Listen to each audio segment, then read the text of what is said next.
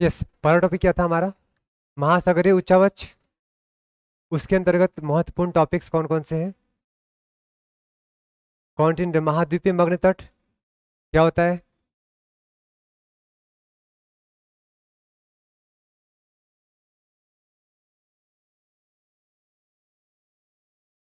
ऐसा बताया था मैंने,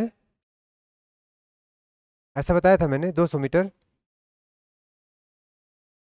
80 किलोमीटर ना approx, inside the ocean, the part of continent, extended part of continent into the ocean. Average length कितना होता है उसका? 80 किलोमीटर। ठीक है। एवरेज गहराई कितनी होती है? 30 से 600 किलोमीटर। स्लोप कितना होता है? ढाल 1 डिग्री या उससे कम। सबसे छोटा कहाँ पे? Sumatra and Chile. सबसे ज्यादा? आर्कटिक। क्लियर इतना? अच्छा, इसके अलावा इंडियन कॉन्टिनेंटल शेल्फ की बात की जाए, वेस्टर्न घाट वर्सेस ईस्टर्न घाट, पश्चिमी घाट और पूर्वी घाट में कौन ज़्यादा चौड़ा है, कौन ज़्यादा गहरा है, कहाँ पे ज़्यादा रिसोर्सेज है? ऑफ कोर्स, इतना हो गया। अगला टॉपिक क्या था? महाद्वीपीय ढाल, कॉन्टिनेंटल स्लोप, क्या होता है वो? इसकी ढाल कितनी होती है? 2 to 5 डिग्री। इसकी गहराई कितनी हो सकती है एवरेज?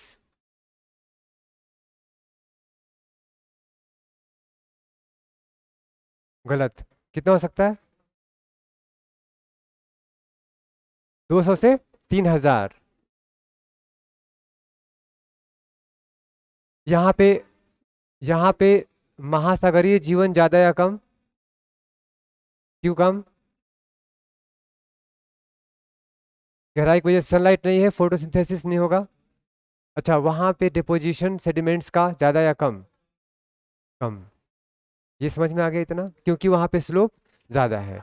इसके बाद का जो टॉपिक था हमारा, वो था महासागरीय उत्थान, कॉन्टिनेंटल राइज। और यहाँ तक ये पूरा कॉन्टिनेंट का पार्ट है, महाद्वीप का पार्ट है, ना कि प्रॉपरली ओशन। मीन्स अगर फ्लोर की बात की जाए, कंपोजिशन ऑफ, कंपोजिशन की बात की जाए, जैसे कि सियाल, सिलिकॉन, एल्यूमिनियम किस में है? यहाँ तक, कॉन्टिनेंटल राइज तक। ठीक है। इसके बाद क्या आएगा हमारा? साइमा। सिलिकॉन एंड मैग्नीशियम से बना हुआ कौन सा?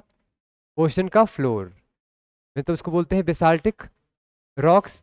और क्या बोलते हैं, हमारा महाद्वीपीय जो हमारा रॉक है उसको क्या बोलते हैं?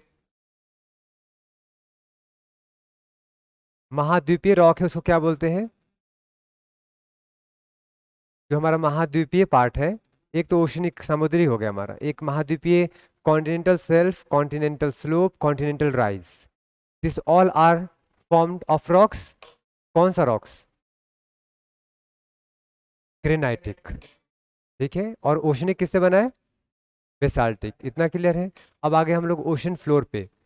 ओशन फ्लो, जहां कहीं भी कॉन्टिनेंटल स्लोप और समुद्री जो नीतल है, कॉन्टिनेंटल सरफेस, नीचे सी सरफेस, अबिजल प्लेन जिसको बोलते हैं, इनके बीच में जहां पे कहीं भी कॉन्टिनेंटल राइज नहीं होगा, महाद्वीपीय उत्थान नहीं होगा, वहां पे क्या होगा?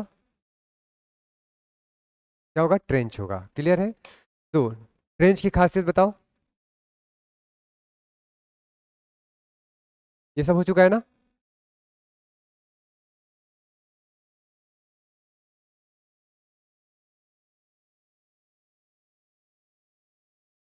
ये हो चुका है ना? डन। हो चुका है ये। How about this? हो गया है। हिंदी शायद नहीं था कल। मैंने इतना बताया था कि क्ले होता है वहां पे, नीचे वाला पे, दुनिया का सबसे समतल जमीन होता है ये।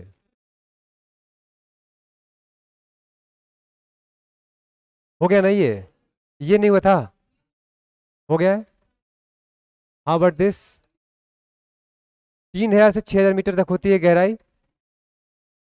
मैदान की बात करें, प्लेन की। क्लियर इतना? हो चुका है ना? अच्छा तो चलो प्लेन की बात कर लेते हैं। सबसे पहले क्या था? महाद्वीपीय मग्न तट। उसके बाद क्या आया? स्लोप, ढाल। उसके बाद क्या आया? राइज। उसके बाद क्या आया? अबिजल प्लेन। अबिजल प्लेन की बात कर रहे हैं हम लोग। तो अबिजल प्लेन में क्या है खासियत उसकी? दुनिया का सबसे समतल प्लेसेस में से एक होगा ये। कौन सा? अबिजल प्लेन। अच्छा, इसके ऊपर जो भी डस्ट पार्टिकल पहुंचेंगे वो बड़े साइज के या बहुत छोटे साइज के? बड़े वाले तो कॉन्टिनेंटल शेल्फ, कुछ हद तक कॉन्टिनेंटल राइज तक। बट उसके बाद जब जाओगे तो बिल्कुल ही डस्ट पार्टिकल, धूलकण जैसी चीजें जो पानी में घुल जाती हैं। और बहुत समय के बाद अगर पानी कहीं पे मूवमेंट स्लो हो जाएगा वहां पे, तो धीरे धीरे क्या होगा? इकट्ठा हो जाएगा। जैसे इसमें मैं बालू डाल दूं, डस्ट इस ग्लास में अभी, इसको जोर से घुमा दो तो डस्ट पार्टिकल पूरे पानी में घूम रहा होगा, लेकिन धीरे धीरे कहाँ बैठ जाएगा वो? नीचे। तो with time whatever the sedimentations are there through rivers and other water sources into the ocean, जो भी जाता है सेडिमेंटेशन और साथ जाते हैं नदियां, नालों के माध्यम से समुद्र के अंदर, वो धीरे धीरे कहाँ बैठ जाएंगे? सब बॉटम पे। और वो बहुत ही फाइन डस्ट होंगे। उन्हें हम क्या कहते हैं? जो सबसे फाइन डस्ट होता है, क्ले बोलते हैं। ठीक है, जब हम आगे पढ़ेंगे सॉइल तो उसमें देखेंगे एक होता है क्ले, दूसरा क्या होता है? सैंड। नाम सुना है? दोमट, बलुआ, एक्सेट्रा। तो we will discuss in detail during our soil classes. But इतनी बात समझ में आई। तो जो ओशन फ्लोर होगा वो काफ़ी चिकना होगा, काफ़ी गहरा होगा। काफ़ी गहरा होने की वजह से वहाँ पे सनलाइट होगा कि नहीं होगा? सनलाइट तो नहीं होगा, तो अंधेरा होगा। टेम्परेचर लगभग कितना होगा? ठीक है, अभी के लिए मान लेते हैं 4 डिग्री सेल्सियस, क्योंकि जो हाईएस्ट डेंसिटी होता है, घनत्व होता है पानी का, वो कितने तापमान पे होता है? 4 डिग्री पे। इसीलिए नदियां या समुद्र के ऊपरी सतह पे बर्फ जम जाते हैं, लेकिन नीचे क्या होता है? पानी। और इसी तरह से मैराइन लाइफ जीवित रहता है, महासागरीय जीवन संभव है। ठीक है, अब आपने पढ़ लिया अबिजल प्लेन। लेकिन हम सब जानते हैं कि जो हमारा ओशन है उसका फ्लोर अनइवन है। जहाँ प्लेन है वहाँ तो प्लेन है ही, लेकिन कहीं कहीं से क्या हो रहा है? Volcanic activities. तो जहाँ कहीं भी वॉल्केनिक एक्टिविटी होगा वहाँ पे पर्वत पठार जैसे आकार, आकृतियाँ, स्थलाकृतियाँ बन सकती हैं कि नहीं? बनेगी। तो हर वो स्थलाकृतियाँ जो समुद्र के अंदर हैं लेकिन सरफेस के बाहर नहीं आए हैं, उसे क्या बोलेंगे? रीजेस या ओशनिक रिलीफ फीचर्स, राइट। ठीक है, अगर उनका शेप त्रिकोण हो तो क्या बोलेंगे उसे? सी माउंट।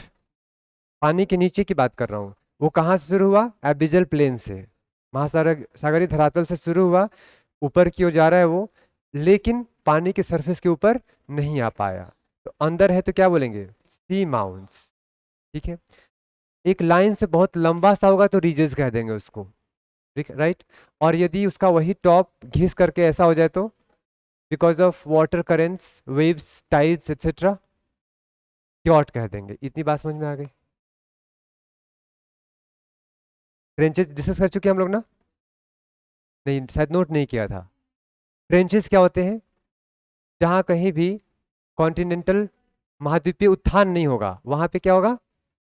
ट्रेंचेज होगा। और ट्रेंच बनने के लिए जरूरी क्या है? कि वहां पे कन्वर्जेंस हो, अभिसरण हो दो प्लेटों के बीच में।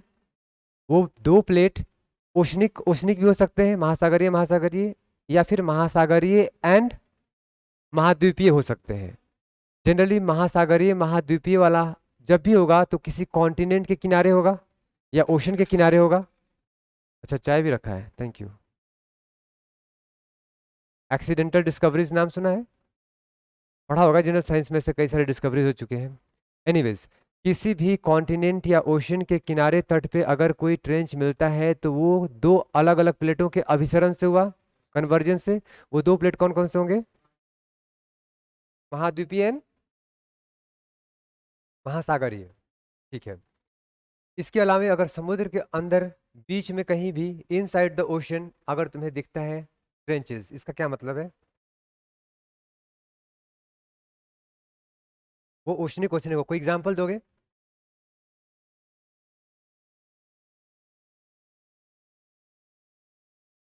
ये वाला, वो वाला। एल्यूशन आइलैंड का नाम सुना है? Aleutian island is the extended part of, बताओ तो किसका हो, वो एक्सटेंडेड पार्ट है एल्यूशन आइलैंड। सब लोग मैप लेकर आए हो अपना एटलस? अभी मत निकालो, मैं पूछ रहा हूँ, लेके आए हो? हेलो, बैठो, ले लो। वैसे कल के लिए आपके लिए, अगर जो लोग कल अपना एटलस लेके नहीं आएंगे तो कल की क्लास उनके लिए नहीं है, बिकॉज हम लोग कल पढ़ने वाले हैं, आज पढ़ेंगे करंट। बीच में बोलना जरूरी है? हम लोग कल पढ़ने वाले हैं सीमांत सागर। नहीं पता है क्या होता है? मार्जिनल सी क्या होता है? तुम दुनिया में जितने भी एक्टिविटीज जानते हो, कॉन्टिनेंटल सेल्फ के बारे में बात करते हो, रिसोर्सेज के बारे में बात करते हो, इकोनॉमिक एक्टिविटीज की बात करते हो, पोर्ट्स की बात करते हो, पॉल्यूशन की बात करते हो, शी की फिशिंग की बात करते हो, whatever the important things you study about the ocean, everything is situated only on marginal seas. इसका मतलब पूरे ओशनोग्राफी में सबसे अधिक महत्वपूर्ण कुछ होगा तो कौन सा होगा? मार्जिनल सी। और प्रॉब्लम क्या है कि मार्जिनल सी आपके बुक्स में डिस्कस नहीं किए गए हैं, और सबसे ज्यादा क्वेश्चन कहाँ से पूछा गया है इसमें? सीमांत सागर। सीमांत मतलब किसी न किसी कॉन्टिनेंट, आइलैंड, पेनिनसुला की सीमा पे होगा वो। और जितने भी हमारे ओशनिक फीचर्स पढ़ते हो, चाहे रिसोर्स की बात करो, मछली पालन की बात करो, पोर्ट की बात करो, इकोनॉमिक एक्टिविटीज की बात करो, मिनरल्स की बात करो, सब कहीं ना कहीं किसी न किसी कंट्री के किनारे पे होता है ना। इसीलिए कल की क्लास में मैं आपको इतने सारे टॉपिक्स पढ़ाने वाला हूँ, छोटे छोटे नाम समुद्र के अंदर का, जो अगर जाकर रिसर्च भी करोगे तो शायद तुम्हें करने में लग जाएंगे 1 महीने सारा कुछ सर्च करने में। मैंने जितने भी स्टेट पीसीएस से लेकर आईएएस के एग्जाम से लेकर के इवन की एसएससी में भी कोई भी एक छोटा सा टर्म ओशन के अंदर से अगर यूज किया गया है, वो सारा मैंने इंक्लूड कर दिया है आपके अगले वाली क्लास में। ठीक है, और पूरा का पूरा क्लास में मुश्किल से 3-4 ऐसे हमारे पीपीटीज होंगे जहाँ पे कुछ मैसेज होगा। वो भी कैसे? जैसे कि इंडियन ओशन का मार्जिनल सी कौन है? बे ऑफ बंगाल, अरेबियन सी। बात समझ में आ गया? वैसे ही अटलांटिक का, दुनिया के जितने भी ओशन है सबका, और ओशन के अंदर सबने नाम सुना होगा तुमने, स्ट्रेट, बे, गल्फ, वाइट, इस्थुमस। ये सिर्फ जानना ही नहीं है, दुनिया में जितने भी महत्वपूर्ण, छोड़ो, जितने भी ओशन में आज तक क्वेश्चन पूछे गए हैं किसी भी एग्जामिनेशन में, वो सारा का सारा इंक्लूड कर दिया है कल के लेक्चर में। राइट? इसलिए बिना मैप के बैठोगे तो बेहतर है कि कल क्लास ना ना, अदरवाइज वो बम्बार्डमेंट हो जाएगा होगा। क्योंकि मान लो मैं 100 ऐसे स्ट्रेट तुम्हें बताऊं, छोटे छोटे पार्ट्स ओशन के अंदर, और कितने याद रख लोगे? 10 ही 11 as per the latest survey जो ब्रेन होता है इंसान काम करता है। लेकिन अगर मैपिंग कर लोगे, हाईलाइट कर लोगे सारा कुछ, रिवाइज करते रहोगे, तो टोटल ओशनोग्राफी का मैपिंग कल हो जाएगा आपका एक ही दिन में, पूरा का पूरा। ठीक है? उसके बाद से कभी कुछ न्यूज़ पढ़ोगे या तुम खुद ही गेस कर लोगे कहाँ से मेंस में क्वेश्चन आने वाला है। तो ट्रेंच की हमने बात की, कहाँ पे होगा? जहाँ कहीं भी महाद्वीपीय उत्थान नहीं होगा वहां पे ट्रेंच होगा। और ट्रेंच किनारों की बात कर रहा हूं मैं, और बीच में भी हो सकता है ट्रेंच। जैसे मैंने एग्जांपल दिया आपका एल्यूशियन आइलैंड, ये किसका एक्सटेंडेड पार्ट है? अच्छी बात है, नॉर्थ अमेरिका। पूरा कॉन्टिनेंट की इन्होंने बात कर दे। थोड़ा सा और प्रिसाइज आंसर करो। ये बिल्कुल ही प्रिसाइज कर दिया, दैट्स ग्रेट। जैसे नॉर्थ अमेरिका में कौन सा कंट्री? अमेरिका। यूएसए, उसमें भी कौन सा पार्ट? अलास्का। अब तुम लोग जिसके पास मैप है देख के बताओ कि जो हमारा अलास्का है वो वेस्टर्न या eastern half of the earth में है, गोलार्ध, पश्चिमी गोलार्ध या पूर्वी गोलार्ध में है अलास्का?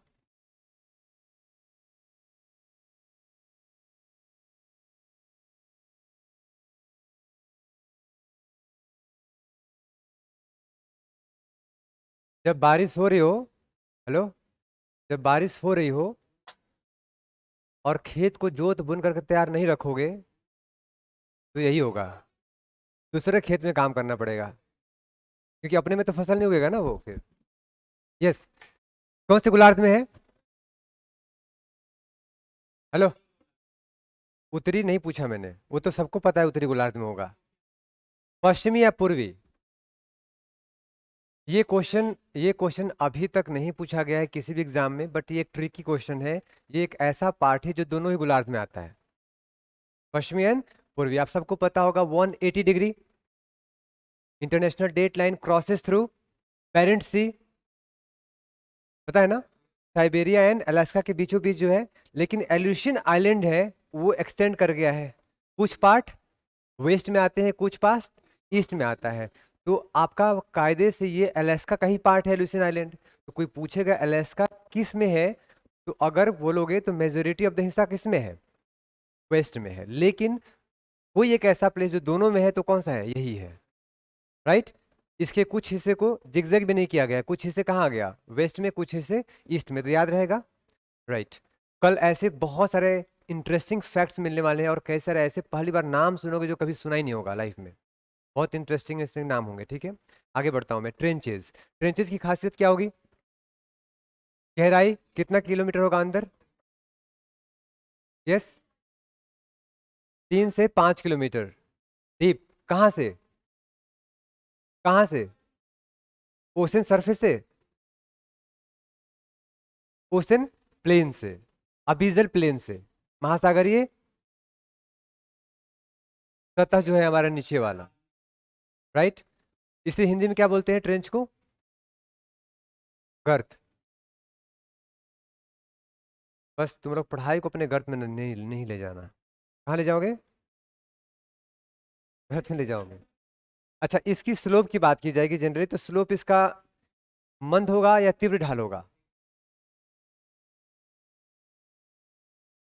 कुछ लोगों को अंग्रेजी में बोलना पड़ेगा क्या? स्टीप होगा या जेंटल स्लोप होगा? स्टीप साइडेड होता है इन जनरल, क्योंकि टक्कर होने से, ये क्लियर है। अच्छा, लाइफ के पॉइंट ऑफ व्यू से, उसनिक लाइफ के पॉइंट ऑफ व्यू से ये इंपॉर्टेंट है या नहीं? क्यों भाई? और जगह नहीं मिला समुद्री जीवों को जाकर ट्रेंच में रहेंगे 8, 10, 11 किलोमीटर इनसाइड द अर्थ?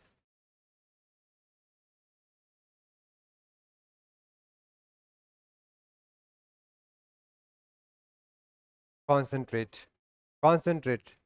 हाँ, कोई बंद कर दो अच्छा रहेगा। क्या चोरी होगी?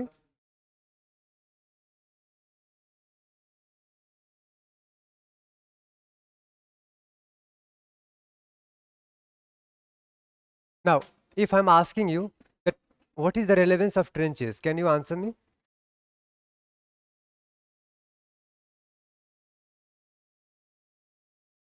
बोलो। देखो, जहां पे ट्रेंचेस है ऑब्वियस सी बात है वहां पे वोल्केनिक इरप्शन हुआ होगा, क्योंकि सबडक्शन होगा तो क्या निकलेगा? वोल्केनो। तो कह सकते हैं कि these are the sites of earthquake zones, frequent earthquake. ठीक है। अर्थक्वेक तीन तरह का पढ़ा था हमने, intermediate, shallow and deep focus. यहाँ पे कौन सा होगा? रेंज की बात कर रहे हो। डीप फोकस अर्थक्वेक, उसका बहुत ज़्यादा प्रभाव नहीं पड़ने वाला। अच्छा, जहाँ कहीं भी हमारा वॉल्केनिक एक्टिविटी होता है, तो आपसे अगर पूछा जाए कि ओशन के अंदर, हालांकि अगला टॉपिक है टेम्परेचर, बट फिर भी अभी पूछ लेता हूँ मैं चूंकि इससे रिलेटेड है। ओशन के अंदर हीट का अल्टीमेट सोर्स क्या है? What is the ultimate source of heat? ताप का, जो हमारा उष्मा का मुख्य सोर्स पृथ्वी का कौन सा है? सन, सूर्य है। ओशन कौन सा है? सूर्य ही है, ठीक है। उसमें भी सूर्य के अंदर जो तापमान, सूर्य के अंदर कह रहा हूँ, ओशन के अंदर जो तापमान है, जो भी, जैसे ओशन का टेम्परेचर कितना एवरेज? लगभग 17.5 के आसपास। और पृथ्वी का कितना है? 15 डिग्री सेल्सियस, ठीक है, इतना है पृथ्वी का। तो ओशन का जो ये टेम्परेचर 17.5 डिग्री सेल्सियस है एवरेज, इसमें मेजर हिस्सा किसका है? सूर्य का या किसी और चीज का? मेनली सूर्य का। लेकिन कोई और सोर्स ऑफ एनर्जी है कि नहीं, हीट एनर्जी? कौन सा? कोर। कोर से आती है हीट 6,000 किलोमीटर के नीचे से।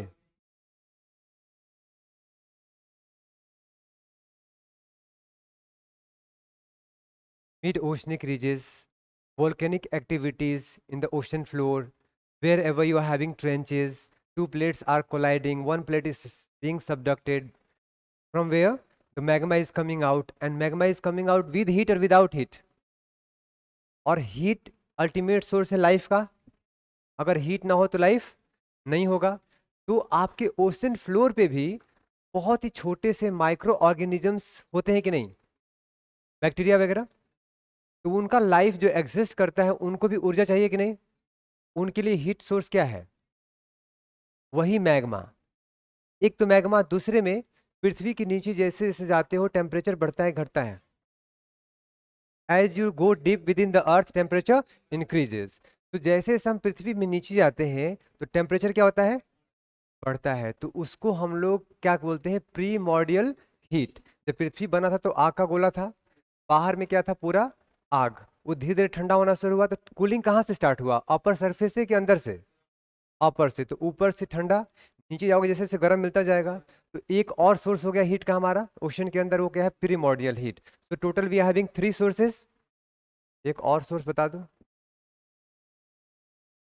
चलो, जुगनू वाला देखा है तुम लोगों ने?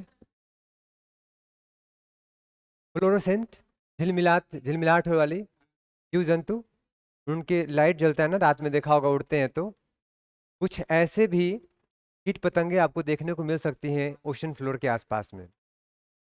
नाम मात्रा का ही सही, 0.00001%, लेकिन उनसे भी थोड़ा बहुत हीट मिल जाता है और प्रकाश मिल जाता है.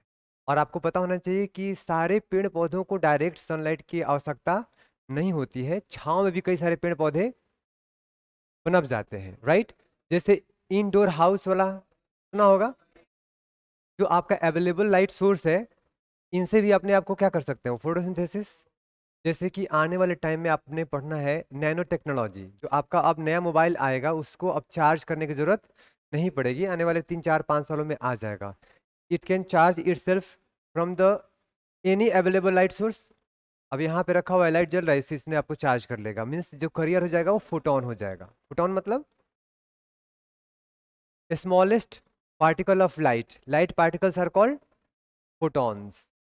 And what is called smallest particle of sound? Phonon. Sound particles, right. बाकी साइंस में पढ़ेंगे डिटेल में कि किस तरह से आपका ये जो पेंट हुआ है ना. नाउ दिस सोलर पेंट बोलते हैं इसको, सोलर वोल्टेइक पेंट. उसको पेंट कर दो, ये इलेक्ट्रिसिटी पैदा कर रहा होगा.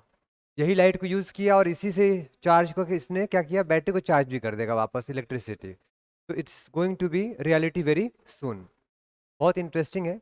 आप लोग जो इनका भी पीटी उटी हो जाएगा तो मेरी तरफ से फ्री ऑफ कॉस्ट, बिना किसी टेंशन का, ज़्यादा नहीं, 5 घंटे बैठ के साइंस एंड टेक्नोलॉजी पढ़ लेना.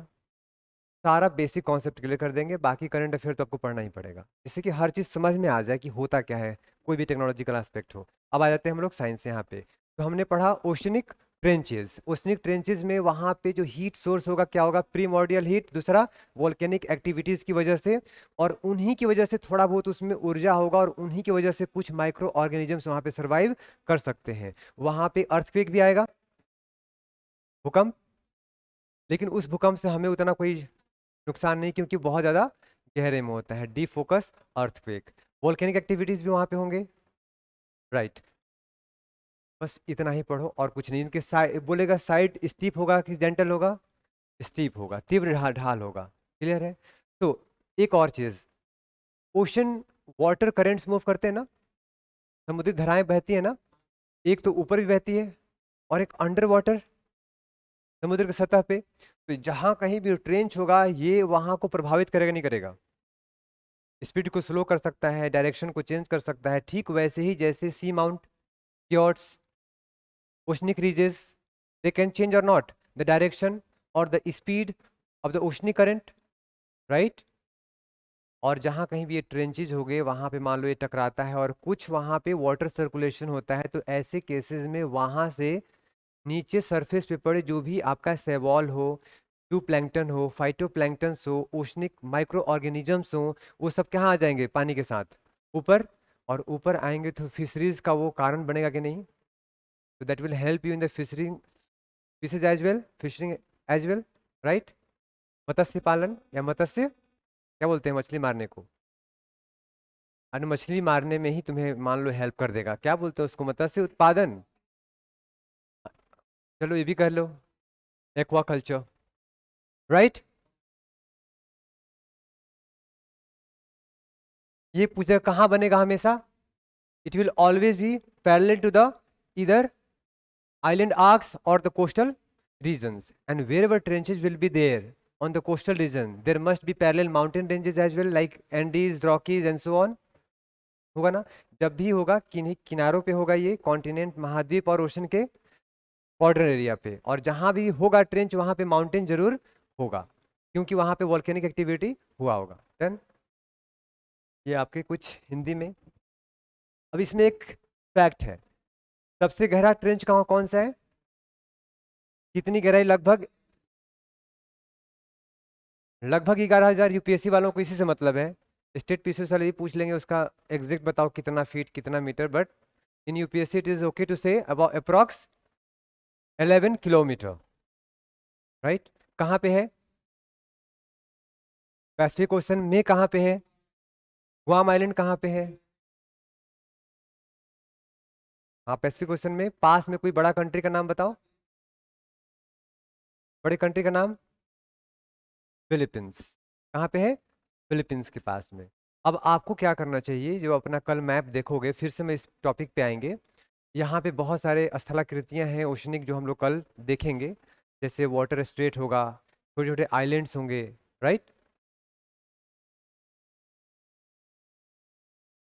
बिल्कुल, वहाँ मिनरल रिसोर्स होगा, हम लोग कल देखने वाले हैं। तो वापस आप उसको देखना कि वहाँ पे है, तो वहाँ पे अगर ट्रेंच है इतना गहरा तो उसका बनने का कारण क्या होगा, मतलब वो कौन से प्लेटें होंगी जो आपस में टकराई होंगी, सबडक्शन हुआ होगा और ये बना होगा। तो सबसे ज्यादा ट्रेंचेस कहाँ,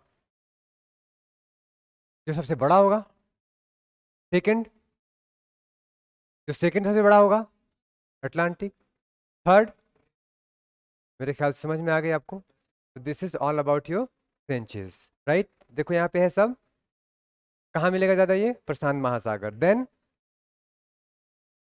अटलांटिक महासागर, एंड फाइनली देखो अभी तक कितने सर्च किए गए हैं, 57 को रिकॉग्नाइज किया गया, उसमें से 32, 19 एंड 6। इसका मतलब कि जो 6 इंडियन ओशन में है आपको लोकेट कर लेना चाहिए, because you are preparing for civil, Indian IAS कर रहे हो ना, इंडियन एडमिनिस्ट्रेटिव सर्विस, क्या बोलते हैं, आईएएस सर्विसेज, ठीक है। अगर चाइनीज कर रहे होते तो साउथ चाइना सी वाला सारा पता होना चाहिए था, फिलहाल कर रहे हो इंडियन, तो एक बार देख लेना, ठीक है। आगे बढ़ो, डेटा याद रहेगा ये, कितने हुए हैं, 32, उसके बाद 19 और 6, 32, 19 एंड कुछ, जहाँ नाम लिखे गए हैं इनको आपको लोकेट कर लेना अपने मैप पे, ठीक है। कहाँ पे है, चूंकि अक्सर क्वेश्चन आता है, जब भी क्वेश्चन आएगा ट्रेन से पीटी में तो यही क्वेश्चन आएगा, कहाँ लोकेटेड है, दैट्स ऑल। बहुत इजी आएगा तो कौन से ओशन में है, थोड़ा सा डिफिकल्ट आएगा तो ओशन के कौन से हिस्से में है, कौन से कंट्री के पास में है। सॉरी।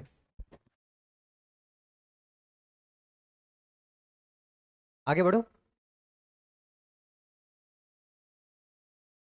एक लॉ है, दुनिया में एक ही लॉ है ना ओशन से रिलेटेड, क्या बोलते हैं उसको, law of sea, UNCLOS, United Nations Convention on sea of, law of sea, एक लाइन में बोलना हो तो लॉ ऑफ सी, एक ही है दुनिया में। किसने बनाया इसको, किस लिए बनाया,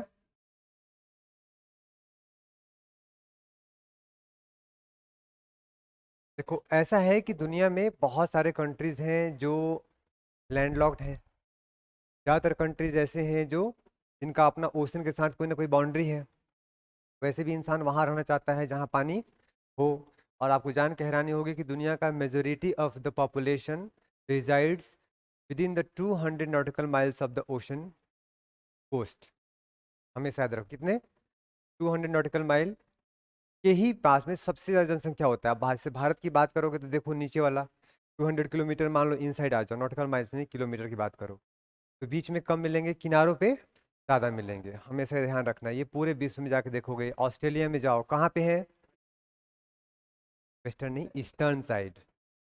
यहाँ प्रशांत महासागर का वेस्टर्न कह सकते हो। चाइना में जाओगे कहाँ मिलेंगे? Eastern side.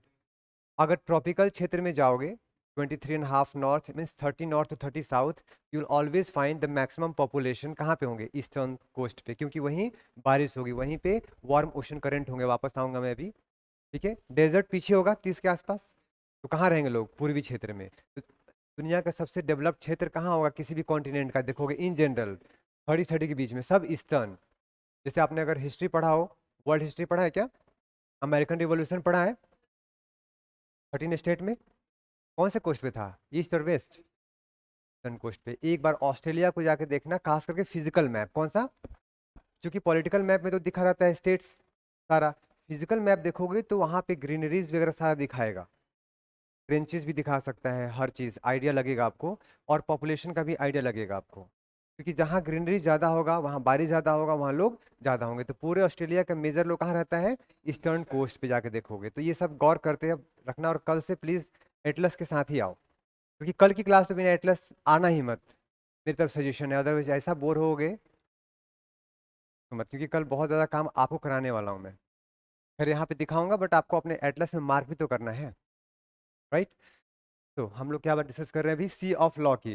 तो दुनिया में इतने सारे कंट्रीज हैं, सबके साथ इश्यूज होते हैं। जैसे कि मान लो कि कहाँ तक पानी के अंदर, समुद्र के अंदर आपका अपना जुरिडिक्शन है, कहाँ तक कोई बिना आपकी परमिशन का जा सकता है, नाव लेकर के, शिप लेके, कहाँ के लिए परमिशन चाहिए, कहाँ तक आप जा करके मिनरल रिसोर्सेज का एक्सप्लॉइटेशन कर सकते हो, कहाँ पे नहीं कर सकते हो। ये बात समझ में आई? किसको तुम कहोगे कि ये बिल्कुल मेरे कंट्री का हिस्सा है, किसको कहोगे कि नहीं कंट्री का हिस्सा तो मेरा है। और जो एक है हमारा हाई सी, क्या बोलते हैं उसको? हाई सी। मतलब हाई सी को बोलते हैं इंटरनेशनल वाटर को बोलते हैं, क्या बोलते हैं उसको? हाई सी, इंटरनेशनल वाटर, जहाँ पे आपका कोई जुडिक्शन नहीं है, कोई भी आ जा सकता है, यू कैन डू नथिंग। जैसे कि आप सब जानते होंगे कि हमारा अरेबियन सी में कई सारे कंट्रीज के सबमरीन्स होंगे कि नहीं? पनडुब्बी होगा कि नहीं? क्या वो हमारे अपने क्षेत्र में, जहां तक इंडिया कहते हैं कि मेरा क्षेत्र है, वहां उसके अंदर आ सकता है वो? उसके अंदर आने का मतलब, सिर्फ आने का मतलब उन्हें मेरे ऊपर अटैक कर दिया है, वॉर। इतनी बात समझ में आई? तो सी ऑफ लॉ में जनरली तीन चीज आप लोग हमेशा देखने को मिलता है आपको। एक को बोलते हैं, तीन वर्ड, एक तो होता है EEZ, सुना होगा तुमने, एक्सक्लूसिव इकोनॉमिक जोन। दूसरा सुना होगा कॉन्टिग्यूअस जोन, ठीक है। और तीसरा सुना होगा टेरिटोरियल सी, या इंटरनल वाटर। इंटरनल वाटर किसको बोलते हैं? बस ये पहले समझ लो, इसके बाद इसके टेक्निकल बात पार्ट में आएंगे। कम हियर फर्स्ट, सी। ये हमारा कौन सा लाइन हो गया? Base line. और ये बेस लाइन कहाँ होता है पता है? बेस लाइन उसको बोलते हैं, मान लो कि ये हमारा कोस्ट है, ठीक है, इस तरह से कोस्ट बना लिया मैंने।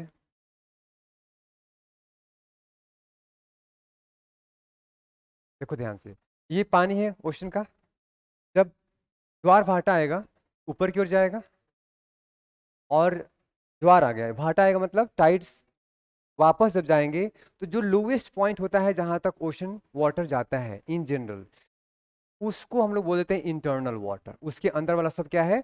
इंटरनल है। इतना क्लियर? लिटोरल भी बोल देते हैं, क्या बोल देते हैं उसको? लिटोरल या इंटरनल। और जहां एंड हो रहा है अपना, उसको बोलते हैं बेस लाइन, क्योंकि वहां तक हमारा पूरा कंट्री का अपना लैंड वाला हिस्सा मानते हैं। इतना क्लियर? कोई समुद्र के पास गए हो, देखोगे कि टाइड आता है, ऊपर चढ़ गया पानी, और जब ज्वार भाटा आता है तो नीचे चला गया। तो जहां नीचे तक चला गया उसको बनाते हैं हम लोग बेस लाइन। इतना क्लियर? उस बेस लाइन से 12 नॉटिकल माइल आगे बढ़ो, उसे क्या बोलेंगे? टेरिटोरियल सी या टेरिटोरियल वाटर। ये हमारे टेरिटरी का हिस्सा है, यहाँ पे हर एक चीज हमारे परमिशन के हिसाब से ही होगा। No one can intrude in that area. I hope you got my point. जैसे आपका घर है, बनाते हो, तो कई लोग अपना गांव में घर बनाते हैं तो एक दो हाथ छोड़ के बनाते हैं ना, कि खजान निकालने के लिए बाहर, वो आपका है ना टेरिटरी। उसमें कोई अगर नाला बनाए रोड से तो झगड़ा होता है ना, गांव में देखा होगा। विदाउट उनके परमिशन नाला बनाओगे तो, और नाला बनाने से लोग मना क्यों करता है?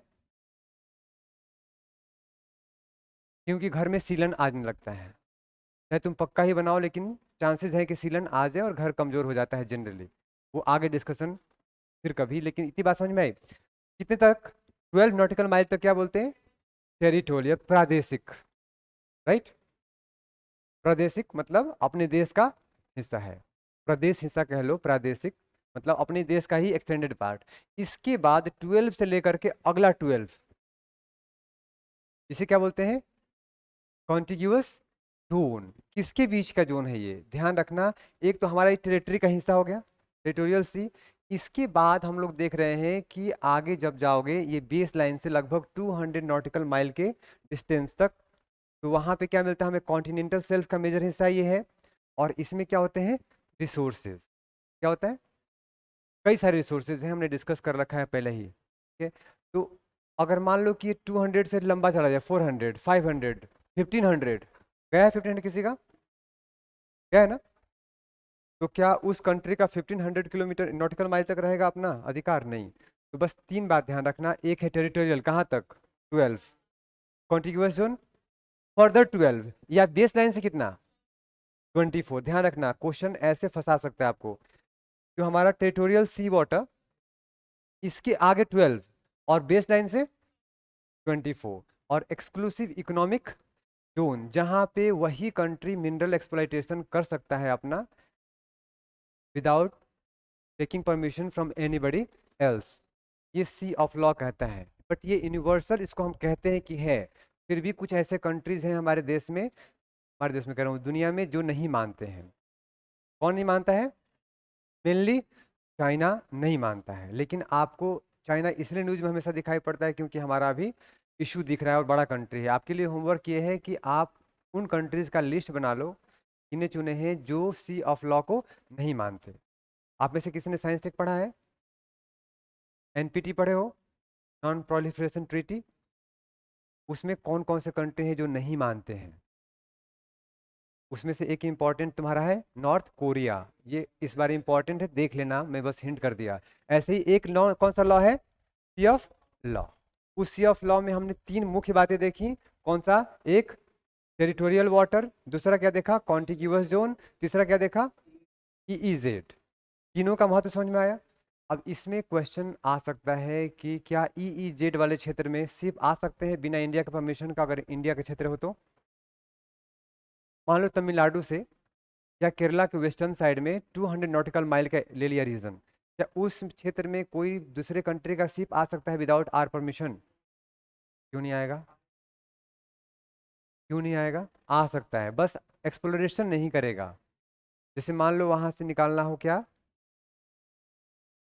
कोई भी मिनरल से निकालना हो, पेट्रोलियम निकालना हो, they can not do, because you are having right to do the same, but you can not stop the passage of the ship. कहाँ पे रोक सकते हो? इस जोन तक। ये कॉन्टिग्यूअस जोन है वार्निंग के लिए, ठीक है, दोनों के बीच का बफर जोन जैसा हो गया। किसका? इसके और हाई सी के। हाई सी इसको, इसके आगे क्या बोलते हैं? हाई सी। ठीक है, इतना समझ में आया आपको? तीन बातें ध्यान है भाई। इसमें एक वर्ड और था, इंटरनल वाटर। कोई पूछेगा इंटरनल वाटर कितना होता है फिर, कितने नॉटिकल माइल?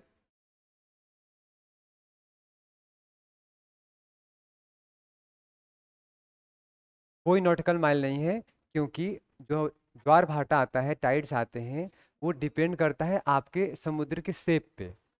अगर किनारा ऐसा कुछ हुआ घाटी जैसा, तो पानी बहुत ऊपर तक जाता है।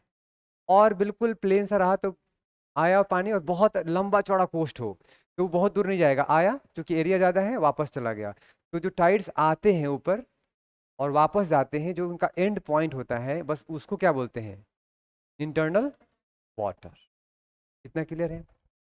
वह तो अच्छी बात है, देखो।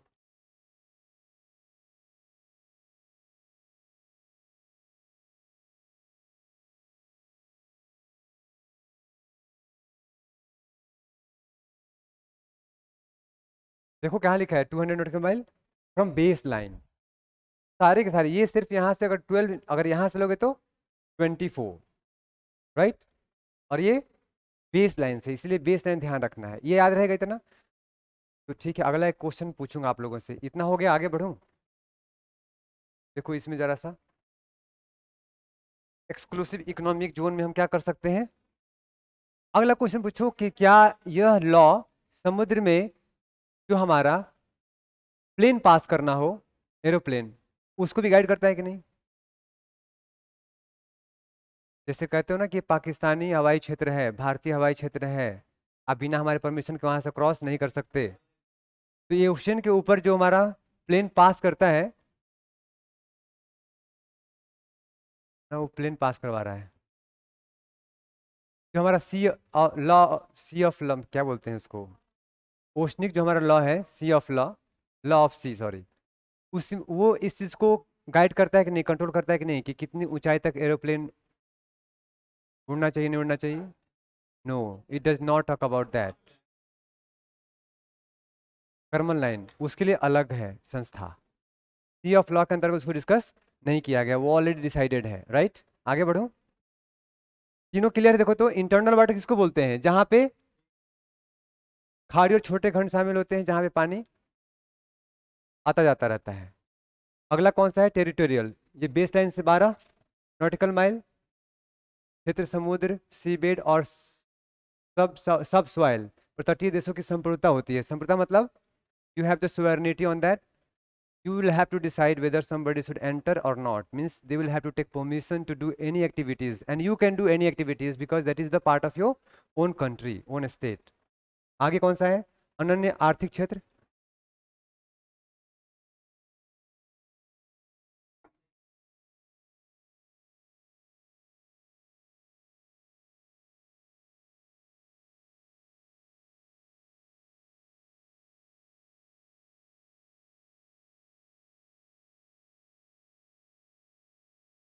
जब तक यहाँ है, ठीक है, तब तक no permission, not required anything, जैसे इसके आगे बढ़ेगा तो परमिशन चाहिए।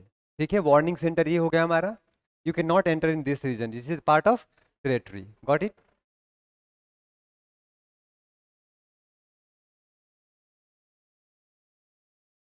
कोस्ट गार्ड्स होते हैं, और हर जगह नहीं होते हैं, जो तुम माने, रुक जाओ, जो तुम कभी,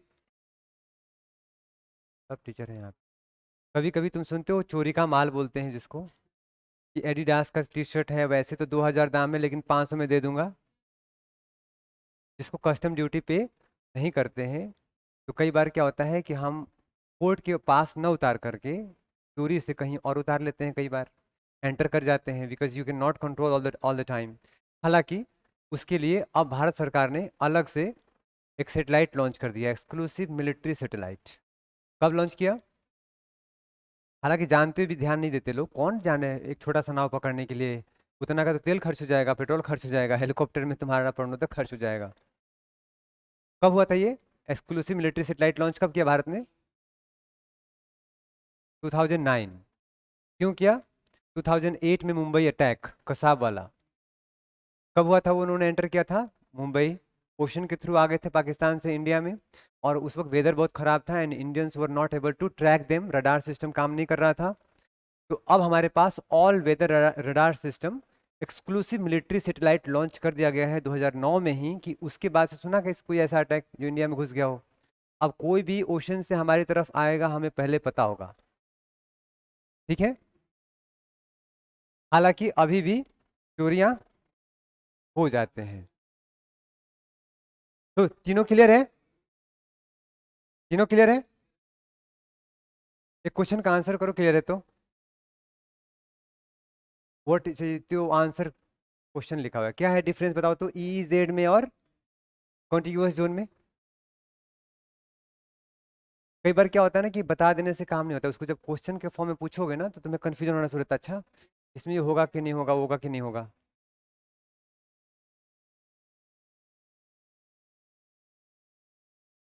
सन्निहित क्षेत्र, ठीक है। अब बताओ दोनों में डिफरेंस क्या है, क्लियर हो गया, बताओ क्या है क्लियर। परमिशन चाहिए। और क्या, EEZ के अंदर कौन आता है, कॉन्टिग्यूअस वन आ जाता है, ठीक है, लेकिन टेरिटोरियल सी आता है, इंटरनल वाटर नहीं आता है। तो ये बस बेसिक ध्यान रखना है। बेस लाइन के पहले क्या है, उसको लिटोरल भी बोल देते हैं। क्या मैंने बोला, मतलब पानी है नहीं है, मतलब दलदली क्षेत्र होगा वो। टाइड्स तो डेली आते हैं ना, उनका टाइम भी फिक्स होता है ना, ये पता है कि नहीं। Every day date and time सब कुछ फिक्स होता है कि कब टाइड आएगा कब नहीं आएगा। ये क्लियर है। जैसे हम लोग पढ़ेंगे बे ऑफ फंडी आगे चल करके, कनाडा में देखोगे कि दुनिया में सबसे ऊंचा टाइड वहाँ पे आता है। इतने ऊंचे, वीडियोस के साथ दिखाऊंगा, कितने सारे एक्सीडेंटल केसेस हुए, लोग अब अवेयर हो गए। वापस ये क्लियर है दोनों, आंसर करो इसका तो क्वेश्चन का। इंग्लिश में रहने दो कि हिंदी में लगा दूं, हिंदी वाले तो, इंग्लिश वाले तो हिंदी समझ ही लेंगे। क्वेश्चन पढ़ो आंसर करो। पहला क्या है, किसी तटीय राष्ट्र को अपने प्रादेशिक समुद्र की चौड़ाई को आधार रेखा से मापित 12 समुद्री मील से, कुछ उल्टा लिखा गया, इसको ही पढ़ लो ज्यादा बेहतर है। क्या लिखा हुआ है, a coastal state has the right to establish the breadth of its territorial sea up to a limit not exceeding 12 nautical miles measured from the base line determined in accordance with the convention. Right और wrong, किसकी बात कर रही है, territorial सी, कहां तक, right और wrong, सब क्लियर है ना। Territorial sea 12 mile nautical mile तक। Ship of all states weather coastal और लैंडलॉक्ड दोनों enjoy the right of innocent passage through the territorial sea। Innocent passage की बात कर रहा है, वर्ड देखो, इनोसेंट पैसेज मतलब हिंदी में पढ़ लो। सभी राज्यों के, चाहे वो तटीय हो या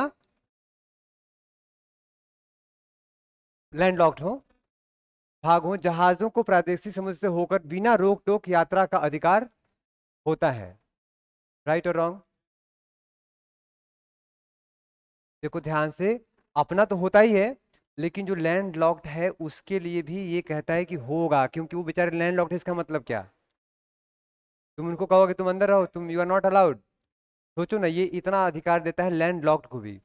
और एक चाइना है, वो कहता है तुम चाहे कोस्टल कंट्री क्यों ना हो, डोंट हैव, तुम्हारा जहां जहां जहां तक जमीन है वही है पूरा का पूरा, साउथ चाइना सी मेरा है। तो दुनिया का सबसे बड़ा एक्सपेंशनिस्ट पॉलिसी वाला कंट्री कौन सा है, आप लोगों को पता होगा, कल के न्यूज़ देखा था जिसमें पूछा गया हमारे देश के फॉरेन मिनिस्टर से, रिसेंटली चाइना ने अरुणाचल प्रदेश के कुछ हिस्सों का एक अलग नामकरण कर दिया। तो what was the statement given by your external minister, मान लो तुम्हारा घर का नाम मैं कुछ चेंज कर दूं तो मेरा घर थोड़ी ना हो जाएगा वो, ये उनका स्टेटमेंट था।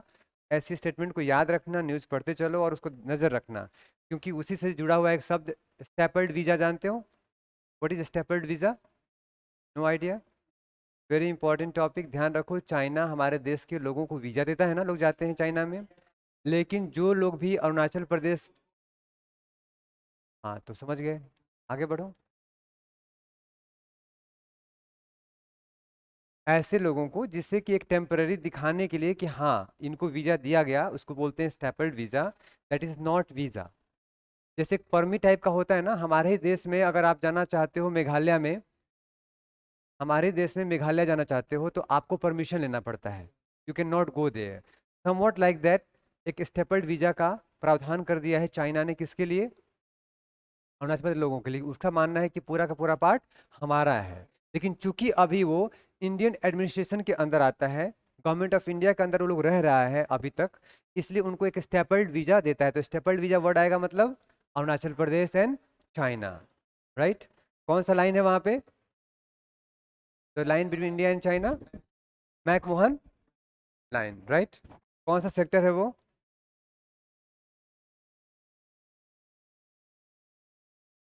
How many sectors are there between India and China on border, तीन ईस्टर्न सेक्टर है ये, एक वेस्टर्न है, एक ईस्टर्न है, एक मिडिल है। और जिसकी बात की स्टेपल वीजा वाला किस रिलेटेड है, ईस्टर्न सेक्टर, वही मैकमोहन लाइन है। और आपको होमवर्क करना चाहिए कि लाइन कब ड्रॉ किया गया था, कौन सी ट्रेटी हुई थी, कर लो तो अच्छी बात है, अदरवाइज मैं इंडियन ज्योग्राफी में डिटेल में बता दूंगा। हो गया ये, दूसरा सही है गलत। तीसरा, अनन्य आर्थिक क्षेत्र का विस्तार उस आधार रेखा से 200 समुद्री मील से अधिक नहीं होगा, राइट और रॉन्ग, जहां से प्रादेशिक समुद्र की चौड़ाई मापी जाती है, मतलब बेस लाइन, राइट ना। और मान लो कि कॉन्टिनेंटल शेल्फ 200 समुद्री मील से भी ज्यादा लंबा हो, चौड़ा हो, ऐसे केस में, कोई भी केस में हो, 200 तक ही अलाउड है, राइट। लास्ट में ये क्या है, जल्दी बोलो, सेल्फ, ये यहां से यहां तक, यहां से ये, और ये बीच में मिड ओशनिक रीजेस, पता है ना ये, क्या बोलते हैं उसको, मध्य महासागरीय कटक, क्या बोलेंगे, मध्य महासागरीय कटक। और आगे सी माउंट्स, अगर यही सी माउंट बाहर निकल जाए तो आइलैंड, और यही अगर फ्लैट टॉप हो जाए तो यॉर्ट्स। यॉर्ट किसके नाम पे पड़ा, साइंटिस्ट का ही नाम था। और इसका नामकरण किया किसने, यॉर्ट ने नहीं किया, हैरी हेस ने किया। ओशन मैपिंग किसने किया था, हैरी हेस ने किया था। कौन था वो, अमेरिकन नेवल ऑफिसर। कब उसको लगा कि करना चाहिए ocean mapping, second world war, किया कब, 1960s, ठीक है। सी फ्लोर स्प्रेडिंग कब आया, 1960s। कौन सी स्टडी हेल्प किया उसको, पैलियो मैग्नेटिज्म, पारा चुंबकत्व, रिवाइज करते रहो। नाउ सबमरीन रीजेस की हम बात कर रहे थे, एक लाइन में पढ़ो तो क्या लिखा हुआ है, oceanic mountains are called, right और रॉन्ग, एक लाइन में, oceanic mountains are called submarine ridges, they are elongated, steep sided और नॉट, क्योंकि अगर माउंटेन है तो स्टीप साइडेड होगा, फ्लैट तो ऐसे होगा नहीं। Steep sided elevation of ocean and sea floor, they are linear belts occurring near the middle of the ocean in general, एक वर्ड लगा देना यहाँ पे, क्या, in general, because it is not always in the middle, it is also at the near the coast as well, like it is in the middle in only one ocean, and that is called, no, Atlantic ocean. क्योंकि दुनिया में सबसे पहले Atlantic ocean का ही mapping किया गया था, और उसमें देखा गया कि अटलांटिक ओशन के बीचों बीच जो मिड ओशनिक रीजेज हैं, मध्य महासागरीय कटक हैं, वो बीच में है, तो इसका नाम दे दिया मिड ओशनिक रीजेज। हालांकि इसका बेहतर नाम क्या होगा, ओशनिक रीजेज, हमेशा बीच में हो जरूरी नहीं है, इसीलिए यहाँ पे प्रायः शब्द का प्रयोग कर दो, in general often it is found somewhere in the middle of the ocean but not always. आगे कहते हैं these are the site of frequent volcanic activity, earthquake होगा कि नहीं, जहाँ पे वोल्केनो आएगा अर्थक्वेक तो आएगा ही आएगा। जहाँ कहीं भी वोल्केनिक एक्टिविटी होता है वहाँ पे मिनरल्स होंगे कि नहीं, तो है ना, मिनरल्स होंगे, और मिनरल्स होंगे तो इकोनॉमिक इंपॉर्टेंस होगा कि नहीं। कई बार ये जो मिनरल्स हैं और वहाँ पे ऊपर की ओर आइलैंड बन सकता है कि नहीं, आइलैंड बन गया तो उसके आसपास के रीजन में टेरिटोरियल वाटर आ सकता है कि नहीं, सीमांत, सीमांत सागर, मार्जिनल सी, सीमांत सागर मार्जिनल सी, मेरी बात समझ में आई। थोड़ी देर पहले जो लोग लेट से हैं उनको नहीं पता होगा, डिस्कस किया था हमने कल, पूरा लेक्चर सिर्फ इसी पे है, सीमांत सागर पे। क्योंकि दुनिया में जो भी पढ़ते हो किसके बारे में पढ़ते हो, सब सीमांत सागर ही पढ़ते हो, चाहे वो मेडिटेरेनियन सी हो, रेड सी हो, अरेबियन सी हो, gulf, bay of Bengal, black sea, whatever you study, जो जहाँ से क्वेश्चन आते हैं सब मार्जिनल सी से ही क्वेश्चन आते हैं, वो हम लोग पूरा का पूरा कल पढ़ने वाले हैं, करीब 100 फैक्ट्स विद मैपिंग। वापस आओ, mid Atlantic is the largest continuous, कितना लंबा होगा बाय द वे, जो मिड अटलांटिक है, मध्य अटलांटिक कटक,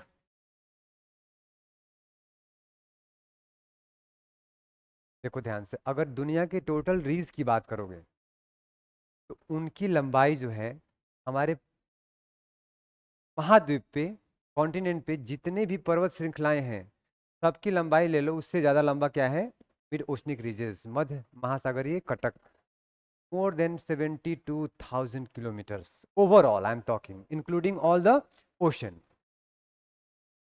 अचानक ऐसे पूछा, इससे गायब था, कहीं स्विच ऑन हो गया। मैं बता रहा हूँ कि जितने भी हमारे पृथ्वी पे और सरफेस पे माउंटेन रेंजेस हैं, उन सब का जोड़ लो लंबाई एक साथ, उनसे भी ज़्यादा लंबा कहाँ पे माउंटेन रेंजेस है? समुद्र के अंदर। मेनली कहाँ? मिड मतलब ओशनिक रीजेस। अटलांटिक का नहीं है, अटलांटिक का जो लंबाई है वो मात्र 14,000 किलोमीटर है। कितना है? 14,000 किलोमीटर। मैंने बात कहा टोटल ओवरऑल, प्रशांत का भी ले लो, हिंद महासागर का भी ले लो, अटलांटिक का भी ले लो, and so on, including all approx 72,000 kilometres, right. तो सिर्फ इसकी बात करोगे तो कितना है? लार्जेस्ट, लार्जेस्ट ब्रैकेट में कर लेना 14,000 किलोमीटर्स, राइट। इस पे कई सारे पिक्स होंगे जो बाहर भी निकल गया होगा। उसी का एक पॉइंट जो बाहर निकल गया, जिसपे कंट्री है, नाम क्या है? आइसलैंड। क्या नाम है? क्लियर है? और जब आइसलैंड है तो कई सारे आइलैंड हो गए आसपास में, वहां पे छोटे छोटे गिरे हुए समुद्रिक छोटे सीमांत समुद्र होंगे कि नहीं होंगे? जैसे हमारा अरेबियन सी है, बे ऑफ बंगाल है, गल्फ ऑफ एडन है, पर्सियन गल्फ है, छोटे छोटे है ना, रेड सी है, वैसे वहाँ भी होंगे। और जहाँ कहीं भी ये मार्जिनल सीज होते हैं, वहाँ पे मिनरल रिसोर्स ज़्यादा या कम, लाइफ, समुद्री लाइफ ज़्यादा या कम। इसका मतलब मड जो कटक होते हैं, मध्य सागरीय कटक, these are very much important, इसलिए इसको फिर डिटेल में करना चाहिए। सबमरीन रीजेस फॉर्मेशन कैसे हुआ? Volcanic activities, tectonic activities as well. दो प्लेट आपस में टकरा रही हैं कि दूर जा रही हैं? फिर से बोलो। डाइवर्जेंट प्लेसेस, वहां पे अपसारी नहीं है, क्या है? अपसारी प्लेटेड है, दूर जा रही हैं, इतना क्लियर है। जब भी दूर जाएंगे तो बीच से क्या निकलेगा? मैग्मा। और उससे क्या बनेगा? रीजेस। और बीच में है तो मिड बोल देंगे, बीच में नहीं है तो सिर्फ ओशनिक रीजेस बोल देंगे। और कभी कभी ये बाहर आ सकता है। इनकी हाइट कई बार 4 किलोमीटर भी हो सकता है, 5 किलोमीटर भी हो सकता है, और कई बार बाहर भी आ सकता है सरफेस का, राइट। जैसे कि आइसलैंड आ गया बाहर, की बात समझ में आई? फीचर्स बता चुका हूँ, बहुत thousands of kilometre long, hundreds of kilometre wide. और क्या होगा? Site of frequent earthquakes. आगे क्या है? Peaks, valleys, rift zone etcetera, यहाँ पे होगा कि नहीं होगा? और जहां कहीं भी वोल्केनिक एक्टिविटी ना हो, वोल्केनो ना निकले, वहां पे गर्म गैसेज निकल सकती हैं, पानी गर्म बाहर निकल आ सकता है, जिसको हम लोग क्या बोलते हैं? ह्यूमरल्स होगा वहां पे पानी के अंदर। ह्यूमरल्स कब बोलते हैं? जब गैस निकलता है, ठीक है। पानी निकल सकता है दो तरीके से, या तो एक फाउंटेन लाइक, या फिर फाउंटेन लाइक को गीजर बोलते हैं, या फिर नॉर्मल पानी गर्म आके बाहर आ जाए यूं ही, उसे क्या बोलते हैं? Spring, hot spring. Hot spring versus geyser पढ़ चुके हो डिटेल में ना, वॉल्केनो के चैप्टर में, हो सकते हैं। इसका मतलब जहाँ कहीं भी ये मध्य सागरीय कटक होंगे, मिड ओशनिक रीजेस होगा, वहाँ पे इस तरह के एक्टिविटी ज़्यादा या कम? तो दुनिया में सबसे ज़्यादा अगर तुमसे पूछा जाए गीजर या हॉट स्प्रिंग कहाँ होंगे, इन क्षेत्रों में होंगे। और आइसलैंड बहुत फेमस है इसके लिए, क्योंकि बीचों बीच है वो अटलांटिक ओशन का। कितने लोग हैं जिनको आइसलैंड का लोकेशन नहीं पता है क्लास में? कितने लोगों जिसको आइसलैंड देखा ही नहीं है मैप में कहाँ है? सब देखे हो ना? ऐसा ना मैं प्रवचन दिए जा रहा हूँ और तुम्हें लग रहा है कि आइसलैंड पता नहीं कहाँ है। देखे हो? नहीं देखे हो ना, मुझे लगा था। तो ये सब गौर करो एक बार। ये है हमारा नॉर्थ अमेरिका, साउथ अमेरिका, ये क्या है? अफ्रीका, और ये क्या है? यूरोप। इन दोनों के बीच में यहाँ पे क्या है? कटक। और देखो यहाँ पे कहाँ गया ये? बहुत छोटा है मैप यहाँ पे।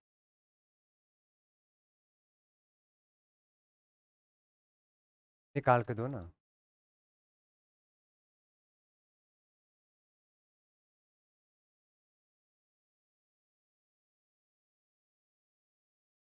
देखो ये क्या है? कनाडा। रुक जाओ, ये क्या है? ये सही था। तो किसी को पकड़ना पड़ेगा दिखाने के लिए मुझे। ऐसे तुम लोग पढ़ाई भी तो उल्टा ही कर रहे हो ना। देखो ये क्या है? ये ग्रीनलैंड, ये है आइसलैंड, इधर क्या है नॉर्वे स्वीडन फिनलैंड, इधर क्या है कनाडा, ये है आइसलैंड। आइसलैंड वो कंट्री है जो दुनिया का, उसकी राजधानी सबसे नॉर्दर्न मोस्ट है। ये क्वेश्चन आ चुका है ये इसमें। तो अभी आइसलैंड देखो ये क्या है, यहीं पे कटक है, कहाँ है यहाँ पे कटक है। अच्छा ये शेप देखो तो कैसा है अटलांटिक ओशन का, रीज कैसा होगा। तो कभी यूपीएससी में क्वेश्चन आ जाए कि what is the shape of Atlantic oceanic ridges, answer ये समझ में आया ना कैसे। मैप में दिख रहा है एस, यहाँ पे देखो ये समथिंग लाइक दिस है, देखो यहाँ पे सब लोग ऐसे है ये एस, ठीक है, आ सकता है एग्जाम में, बी रेडी। हो गया इतना, सिग्निफिकेंस क्या है बताओ।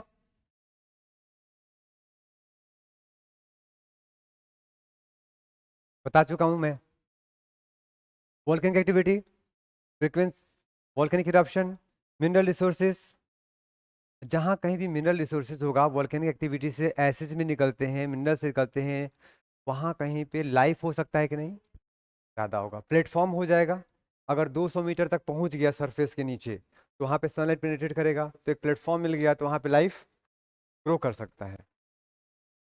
और क्या हो सकता है वहां पे, कोरल्स हो सकते हैं कि नहीं, हरविंदर हो सकता है कि नहीं, डाइविंग करते नहीं पहुंच सकता है, आई मीन टू से वहां पे टूरिज्म हो सकता है कि नहीं। बस यही समझ में आ गई। तो वही चीजें हिंदी में,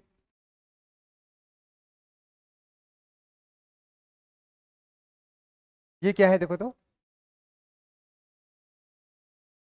ये कौन सा है, मिड अटलांटिक रीजेस, देखो कितना लंबा है देख रहे हो। अब पहाड़ कितना लंबा होगा देखो तो, ये रॉकीज हो गया डन, ये क्या हो गया एंडीज, और रीजेस देख रहे हो more than 72,000 kilometres in length overall in the world. ठीक है, ये कौन सा है किसके बीच में, अटलांटिक। देखो इंडियन ओशन में कहाँ पे है, आपका अपना मैप में सब लोकेट कर लेना एक बार गौर करके। ये क्या हो रहा है यहाँ पे देखो तो, दो प्लेटें, ओशन फ्लोर ब्रेक हुआ, मैग्मा बाहर आ रहा है, कौन सा मैग्मा है, बेसाल्टिक इन नेचर। ये जब मैग्मा बाहर की ओर आएगा तो कूलिंग एंड सॉलिडिफिकेशन होगा, ठंडा होगा और ठोस में कन्वर्ट हो जाएगा वो, तो कौन सा रॉक बनेगा, बेसाल्टिक। तो जो ओशन का फ्लोर होगा किससे बना होगा, बेसाल्टिक। बेसाल्ट में क्या होता है, सिलिकॉन एंड मैग्नीशियम।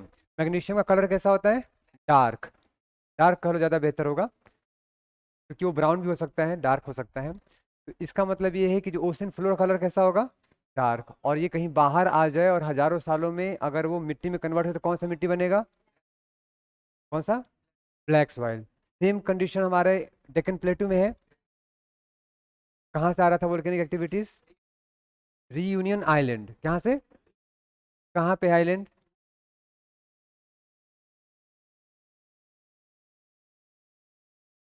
मेडागास्कर के पास में, मॉरिशस के पास में, ठीक है। वहां पे एक है वोल्केनिक हॉट स्पॉट, जहाँ से कॉन्टिन्यूसली क्या निकलता है लावा।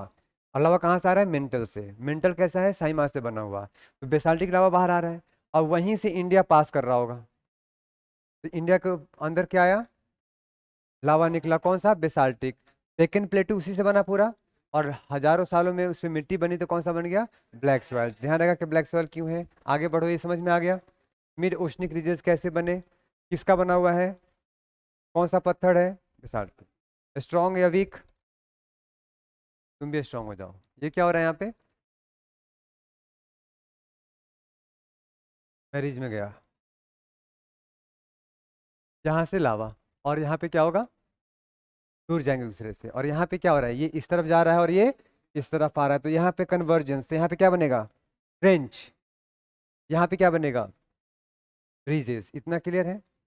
यहाँ पे जो बाहर आएगा लावा, वो in general combination of acidic and basic होगा, क्योंकि जो हमारा ओशन फ्लोर डिस्ट्रॉय हो रहा है दैट इज बेसिक, और जो हमारा कॉन्टिनेंटल पार्ट डिस्ट्रॉय होगा वो एसिडिक। ऊपर से उसमें पानी मिल जाएगा, तो खौलते हुए तेल में पानी डालते हो तो क्या होता है, या भीगा हुआ मिर्ची डालते हो तो कई बार आता है ब्लास्ट, सिटी ऑफ पोम्पेई की तरह।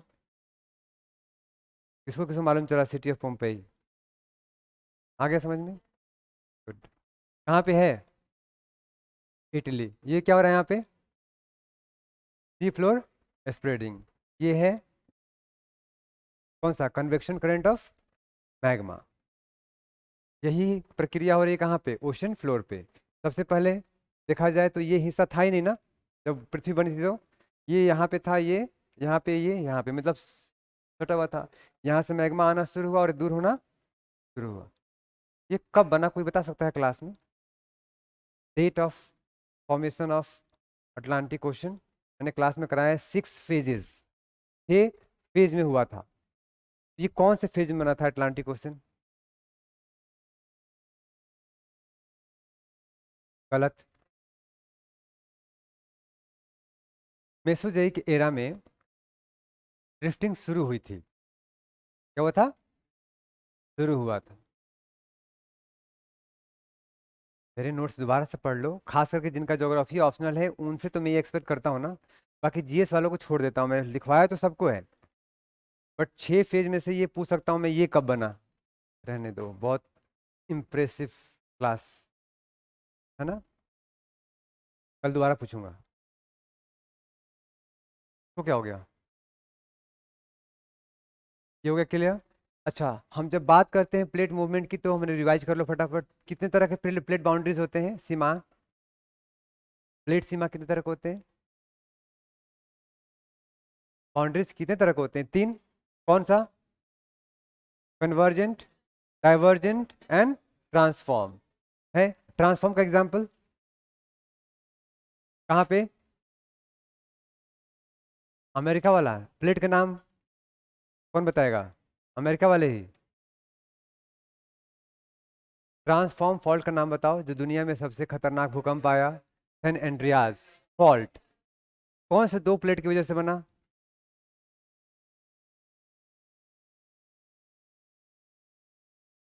जुआन दे फूका एंड नॉर्थ अमेरिकन प्लेट के लिए। जुआन दे फूका सबसे ऊपर, बीच में कॉकस और नीचे नीचे।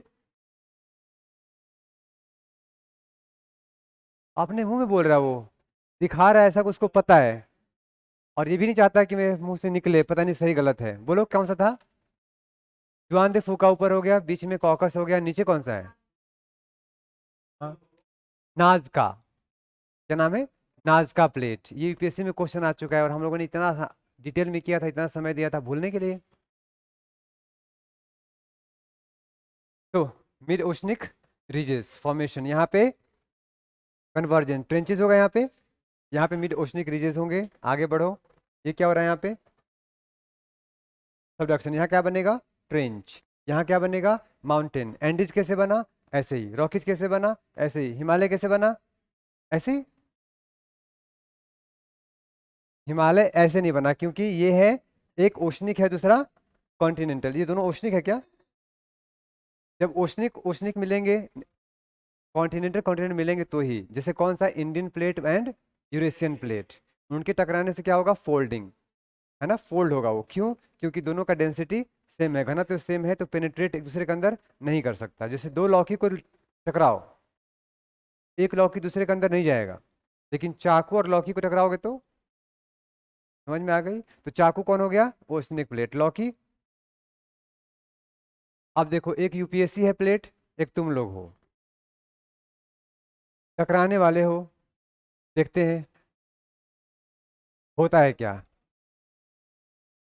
बेहतर है कि तुम लोग बन जाओ ओशनिक, यूपीएससी में पेनिट्रेट करो, अंदर घुस जाओ, पीटी निकालो, फिर मेंस, फिर निकालो, फिर इंटरव्यू। नहीं तो फिर मैं दोबारा क्लास लेने के लिए नहीं रहूंगा। ये क्या है? कुछ दिख रहा है कि ऐसी?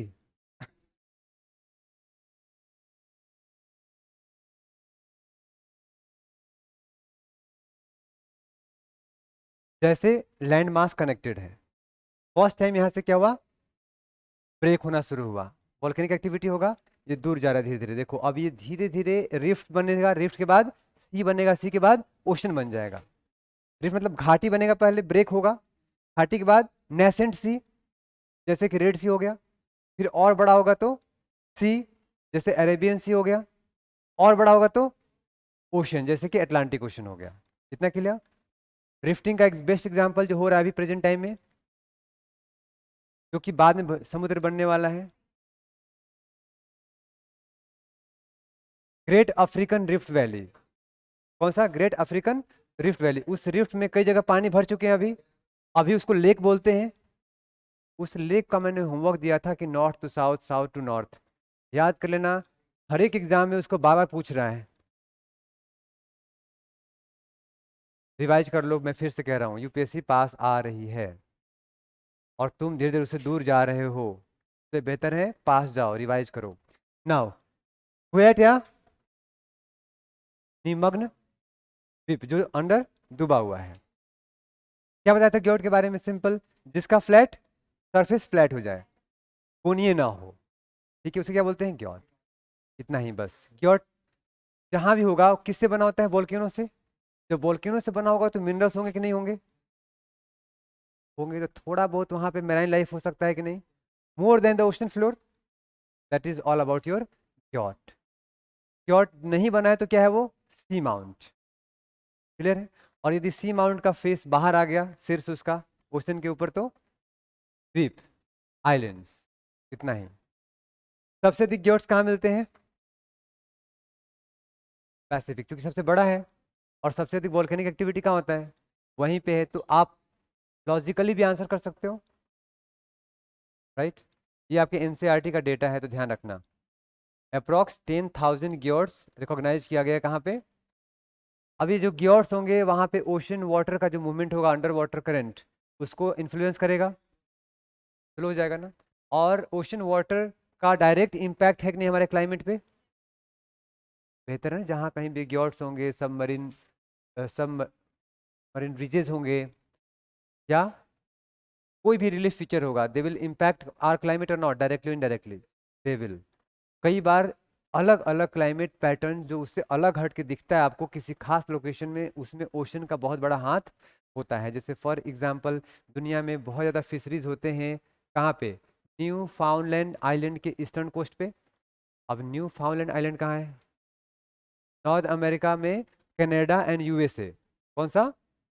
ये है कनाडा और ये है यूएसए। जहाँ पे ये दोनों मिलते हैं इसके ईस्टर्न हिस्से में, जहाँ पे टाइटैनिक जहाज डूबी थी। यहाँ पे दुनिया का सेकेंड लार्जेस्ट फिशरिंग होता है यहाँ पे, सेकेंड लार्जेस्ट। इसका कारण क्या है? ये करेंट्स। क्लियर है? आगे करेंगे डिस्कशन, और क्योंकि करंट पढ़ने वाले हैं। ये क्लियर है? सी माउंट्स क्या होते हैं?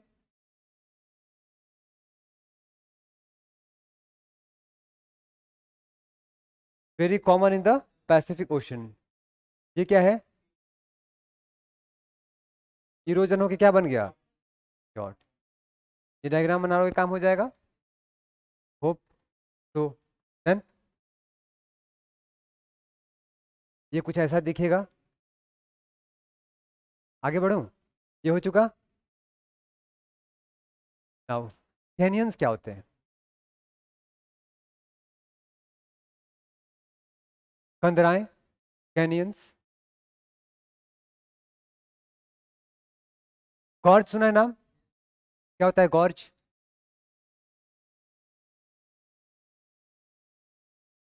गुफा जैसा? बोलो। जब पहाड़ों से नदियां नीचे उतरती हैं, स्पीड ज्यादा होगा, तो पहाड़ में कट होगा कि नहीं होगा? कि पहाड़ पे ऐसे गिर रहा होगा कि वहां पे कटिंग हो सकती है थोड़ा। ज्यादा स्पीड होगा तो बताना वी शेप होगा या यू शेप होगा? ज्यादा स्पीड होगा तो। और थोड़ा स्पीड कम होगा तो? ये बात समझ में आई सबको? आपको नहीं आई शायद। वी शेप यू शेप मतलब वी शेप में कट करेगा उसको, है ना, समथिंग लाइक दिस। और अगर स्पीड कम होगा तो ये कुछ ऐसा हो जाएगा, पानी गिर रहा होगा, ठीक है, इतना। सेम चीज सबमरीन कैनियन में भी हो सकता है। जब वही रिवर, ये जनरली वहीं मिलता है जहाँ पे बड़े बड़े नदियाँ समुद्र में एंटर करती हैं। और जब समुद्र में एंटर करती हैं तो अपने साथ सेडिमेंट लेके जाती हैं कि नहीं? और ये हजारों सालों में वहाँ पे क्या होगा? रगड़ खाता जाएगा वो, फ्रिक्शन होता जाएगा, और वहाँ पे कटिंग होती जाएगी, होती जाएगी, और क्या बन जाएगा? Gorge like structure. तो वही जो माउंटेन पे नदियों से बनता है तो गॉर्ज कहते हैं, जब ओशन के अंदर बन जाता है तो उसे कैनियन कहते हैं। इतनी बात समझ में आई? अच्छा, अब ये कैनियन का साइज क्या होता होगा? इनफैक्ट कैनियन का साइज ऐसा होता है कि आप वहां चले गए तो आपको नहीं लगेगा कि कोई कैनियन है, वो समुद्री है। कई बार तो 18-18 किलोमीटर चौड़ा होगा। कितना किलोमीटर? 18 किलोमीटर। ये दुनिया का सबसे चौड़ा बात कर रहा हूँ मैं। इससे कम भी हो सकते हैं, लेकिन 1 किलोमीटर भी हुआ तो तुम्हें पता चलेगा खुद से, जब तक तुम दूर से उसकी मैपिंग ना करो। तो कैनियन बहुत लार्जेस्ट फीचर होते हैं। कहाँ पे होगा? इस कॉन्टिनेंटल सेल्फ पे या कॉन्टिनेंटल स्लोप पे या राइज पे? जनरली स्लोप पे नहीं होता है, क्योंकि स्लोप कैसा होता है? ढाल कम है, पानी आएगा आराम से धीरे धीरे जाएगा।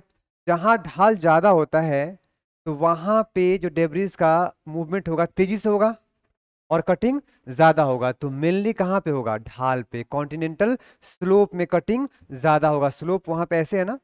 और सेल्फ की बात करोगे तो कैसा है? मग्न तट, समथिंग लाइक दिस। और स्लोप कैसा है? ज्यादा कटिंग कहाँ होगा? Hope you got that. तो स्लोप में मेनली होता है, और कहाँ तक जा सकता है? राइज तक।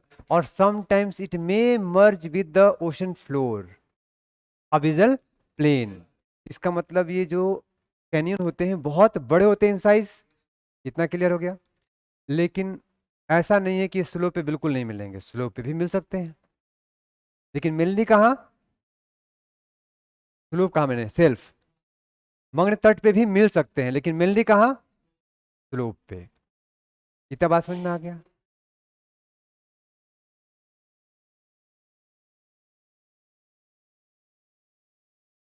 हाँ, जहाँ पे V shape, generally V shape होता है, ध्यान रखना। कैसा होता है? वी शेप होता है। लेकिन ये यू शेप भी हो सकता है जहां कहीं भी वाटर, जो रिवर वाटर हो, रिवर छोटा हो या साइज उसका कम हो या पानी का फ्लो स्लो हो। लेकिन जहां कहीं भी तीव्र होगा वहां पे क्या बनेगा?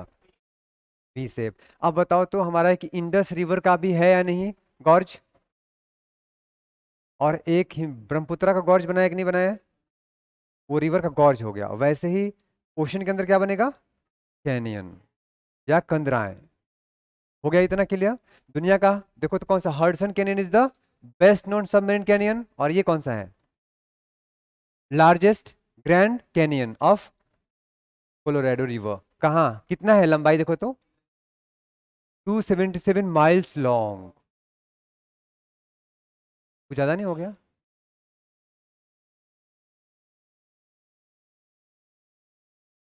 फंस जाएगी सबमरीन जाएगी तो, उससे बच के जाना होता है। क्योंकि सारे के सारे कैनियन ऐसा तो नहीं होगा ना ग्रैंड कैनियन जैसा, चौड़ाई 18 माइल्स। कम हुआ तो संकरे में फंस गए। उसकी भी एक लाइफ होती है ना सबमरीन्स की। कितने देखा है गाजी मूवी, गाजी अटैक? जिन्होंने नहीं देखा है कम से कम ट्रेलर ही देख लो। सब मरीन मरीन के बारे में आइडिया कुछ हो जाएगा। क्या मैंने बोला? गाजी अटैक। अच्छी मूवी है वैसे, देखना चाहिए टाइम हो तो याद रहेगा कौन कौन सा? Largest in the world. और फेमस ये भी है। हडसन कहाँ पे है? ये बड़ा अच्छा आंसर तुम लोग करते हो। सीधा कॉन्टिनेंट का नाम ले लो, और नहीं तो पृथ्वी का नाम ले लेना। अर्थ पे है।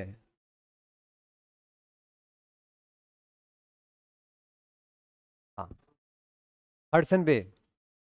बे जानते हो क्या होता है? दुनिया का लार्जेस्ट बे कौन सा है? सेकेंड लार्जेस्ट हडसन बे है। कौन सा है? Hudson bay is the second largest bay of the world.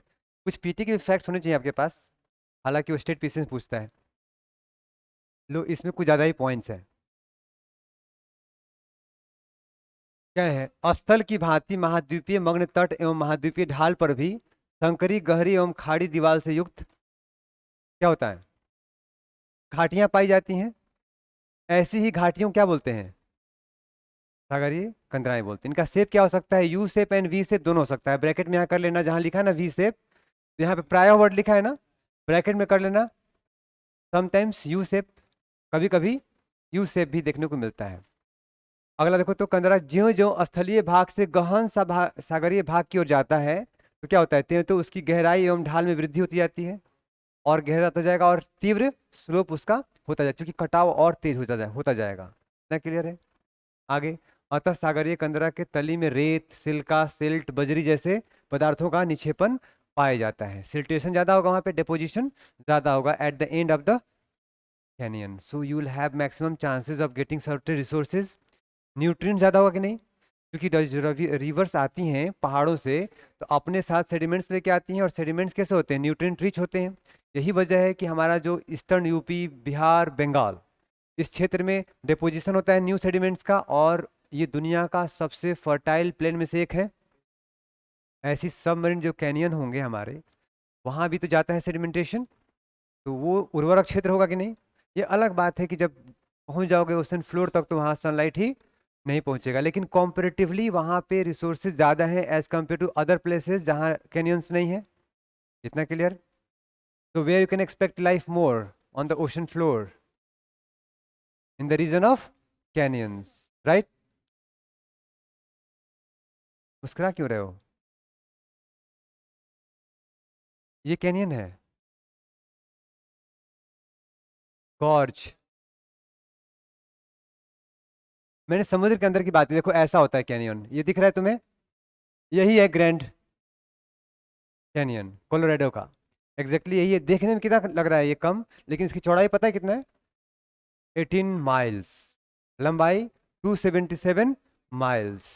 कहाँ तक पहुंच गया ये देखो तो, ओशन फ्लोर, अबिजल प्लेन तक। कहाँ शुरू हुआ था? देखो कॉन्टिनेंटल स्लोप सेल्फ में थोड़ा सा, लेकिन स्लोप में बहुत ज्यादा, राइज में भी। ये कौन सा हो गया? Grand canyon. ध्यान रहेगा। Pardon? Organism, micro organism you can only find at the deeper ocean. How much you can find? कितना गहरा होता है ओशन फ्लोर?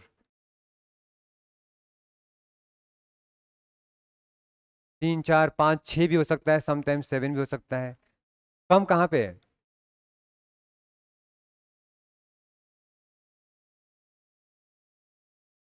कुछ भी। मैं ओशन फ्लोर की बात कर रहा हूँ, सदर्न ओशन की गहराई कम है। ठीक है, आगे बढ़ते हैं। ये क्या है? फर्स्ट वाला, पानी से बाहर निकल गया तो कुछ शुरू में आइसलैंड ऐसे ही रहा होगा, बाद में ठंडा हो जाने के बाद में कई क्षेत्र में।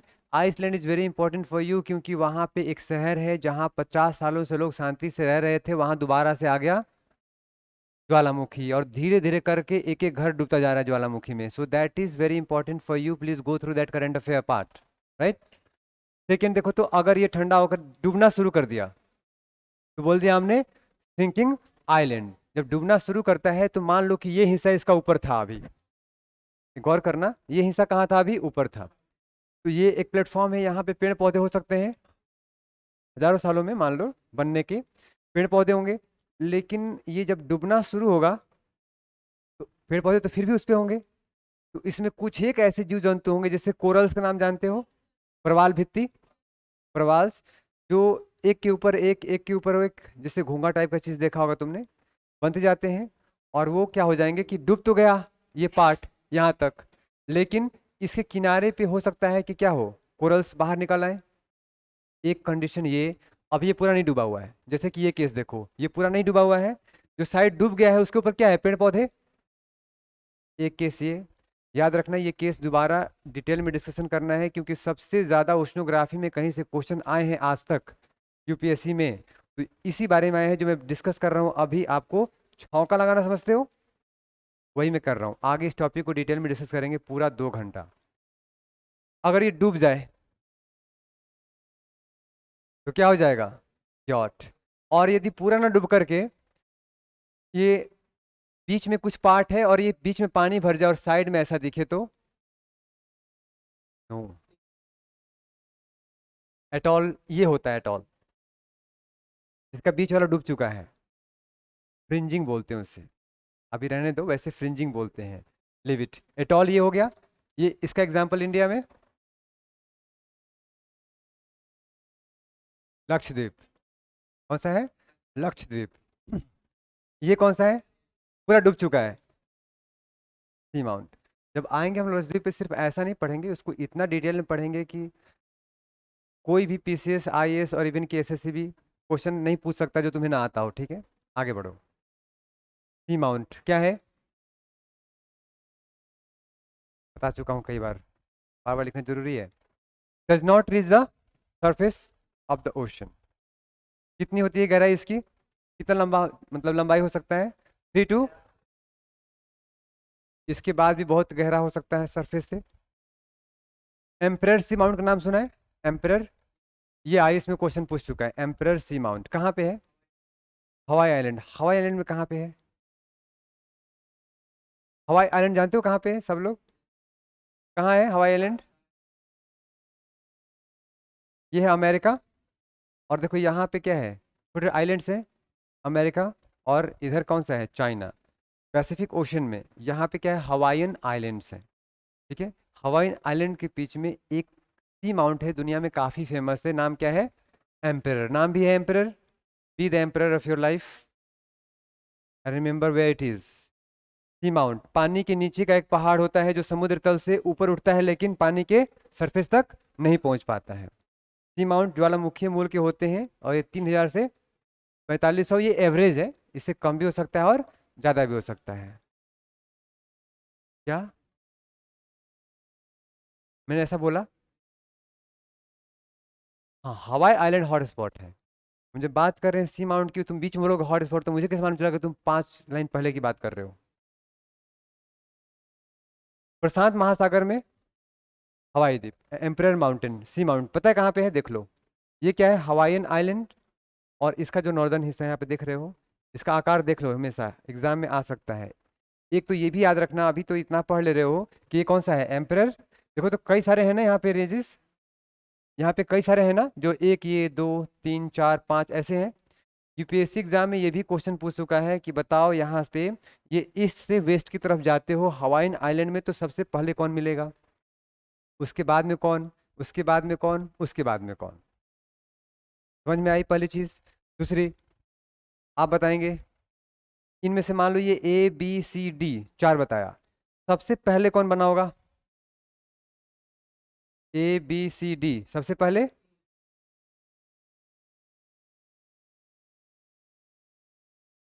कौन बना होगा? ए। अच्छा ये बताओ, यहाँ पे मूवमेंट किधर हो रही है? यहाँ का प्लेट किधर जा रहा है? इस तरफ। और वॉल्केनो कहाँ आ रहा है? यहाँ से। तो सबसे पहले कौन बनेगा? यहाँ पे आइलैंड बन गया, यहाँ पे बाहर, फिर आगे बढ़े, फिर इधर बनेगा, फिर आगे बढ़े, फिर यहाँ बनेगा। तो जैसे जाओगे कहाँ? नॉर्थ ईस्ट, तो तुम्हें मिलेगा ओल्डेस्ट।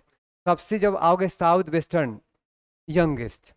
तो इसीलिए जब पढ़ाई करो तो इस तरह से पढ़ो, क्वेश्चन यूपीएससी का कर सको। ये आ चुका है क्वेश्चन आईएएस में, और इनडायरेक्टली लैंग्वेज चेंज करके फिर से पूछ सकता है। ये कहाँ से क्वेश्चन था? ये बेसिकली क्वेश्चन था कि आपको ये पता है कि नहीं कि यहाँ का जो पैसिफिक प्लेट का मूवमेंट किस डायरेक्शन में हो रहा है? कहाँ हो रहा है ये? North west. Yes, north west, right. ध्यान रहेगा, ये हवाईन आइलैंड और ये कौन सा है? एम्पेरर। देखो ये पानी में डूबा हुआ है, यहाँ पे कुछ पार्ट तो बाहर निकल गए ना, जो ग्रीन दिख रहा है आपको, कुछ पार्ट बाहर निकल गए, तो क्या बोलते हैं? द्वीप, आइलैंड। लेकिन ये बाहर नहीं निकला अभी, तो क्या बोलते हैं? सी माउंट्स। और नाम क्या है? अब ध्यान रहेगा। और अगला जो बताने जा रहा हूं यही क्वेश्चन, बिग आइलैंड, नेक, मिडवे, ये आपको सब नाम पता होना चाहिए लाइन से।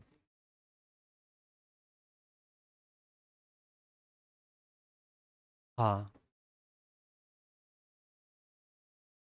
हमने क्या बोला था कि जहां पे हवाईन आइलैंड है वहां का मूवमेंट किस तरफ है? North west. ये क्लियर है? आप तो पढ़ते हो आप लोग आसानी से कि पैसिफिक प्लेट, लेकिन Pacific plate is a major plate. Pacific plate में कई सारे माइनर प्लेट हैं, कई सारे माइक्रो प्लेट्स हैं। जैसे कि अगर एग्जांपल दिया जाए आपको, अब यही होता है, क्लास पहले नहीं पढ़े हो ना, देखो ये तो है वैसे पैसिफिक प्लेट, ठीक है, लेकिन यहाँ पे क्या है? नो, जुआन दे फूका प्लेट। वो प्लेट कहाँ जा रहा है? इस तरफ। और ये कहाँ जा रहा है? इस तरफ। इसलिए यहाँ पे क्या हो गया? Transform plate boundaries. लेकिन यहां पे क्या हो रहा है? कन्वर्जेंस। तो ये ध्यान रखना कि एक तो मेजर प्लेट का देख लो डायरेक्शन, और उसमें भी क्या देखोगे, ध्यान रखना, एक गौर करना, ये क्या हो रहा है, एक्सपेंशन या कॉन्ट्रैक्शन? ये एक्सपेंशन हो रहा है, और ये क्या हो रहा है, कॉन्ट्रैक्शन। तो इसके कंपैरिजन में रिलेटिव मूवमेंट किधर, इधर। इसके कंपैरिजन में रिलेटिव मूवमेंट किधर, इधर। तो ध्यान रखना है कि प्लेट का डायरेक्शन क्या है, और मैंने इसीलिए आप लोगों को एक एक्सक्लूसिव दिया था यहाँ पे फोटोग्राफ, जिसमें दुनिया के जितने भी इंपॉर्टेंट प्लेट्स हैं उनके मूवमेंट का डायरेक्शन दिया हुआ है सारा, हर जगह। खाली वो डायरेक्शन ध्यान में रहेगा तो दुनिया में कोई भी चीज कैसे बना, अगर वो प्लेट टेक्टोनिक की वजह से बना है तो आप आंसर कर सकते हो। ये डिस्कस किया था। एनी स्थलाकृति that you know on a surface, now you can easily answer, because आपने जियोमॉर्फोलॉजी को बहुत ही डिटेल में करा है, और मैंने कहा था कि जाके यूपीएससी का आज तक पूछे गया कोई भी क्वेश्चन देखो, अगर तुम आंसर नहीं कर सकते हो तो मुझे बताओ, क्योंकि मैं देख चुका हूँ, सारा आंसर हो जाता है। आप में से कुछ लोगों ने किया है, कुछ लोग भगवान भरोसे, और कुछ लोग मेरे भरोसे कि सर कह रहे हैं तो सही होगा। पीटी निकल जाएगा तो देखेंगे आगे। ये नाम भी दिया है यहाँ पे, ठीक है, मेनली यहाँ पे 2 3 और यहाँ पे 4 5 नाम ध्यान रहेगा। ये कौन सा है, एम्परर सी माउंट, चिन्ह मतलब कई सारे।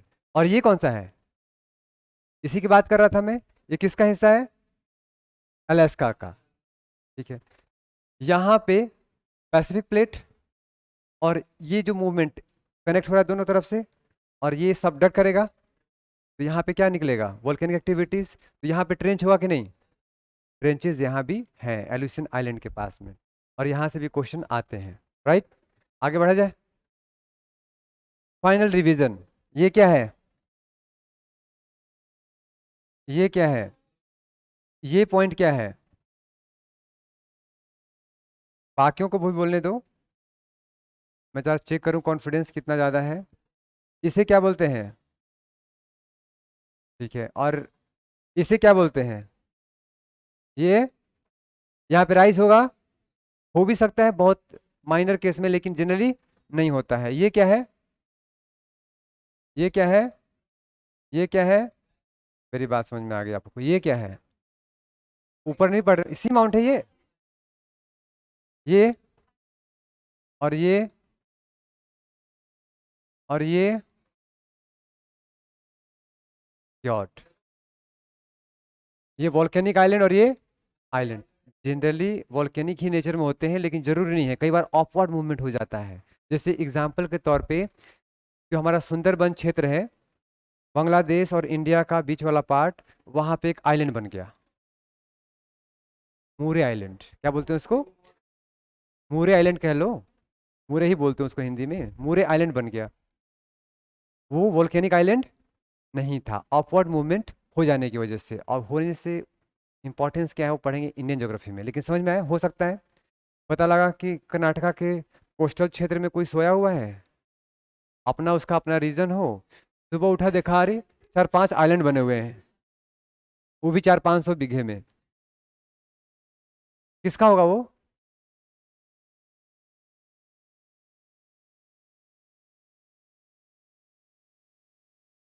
अगला क्वेश्चन, तुम्हारे खेत में मान लो कि कोई मीटेओराइट्स गिर जाए, उल्का पिंड, कीमती होता है या फिर ऐसे ही होता है बकवास, सेलेस्टियल ऑब्जेक्ट है, बाहर से नीचे गिर रहा है, उस पर मिनरल्स अलग तरह के होते हैं, उस पर अधिकार तुम्हारा होगा कि सरकार का होगा, सरकार का।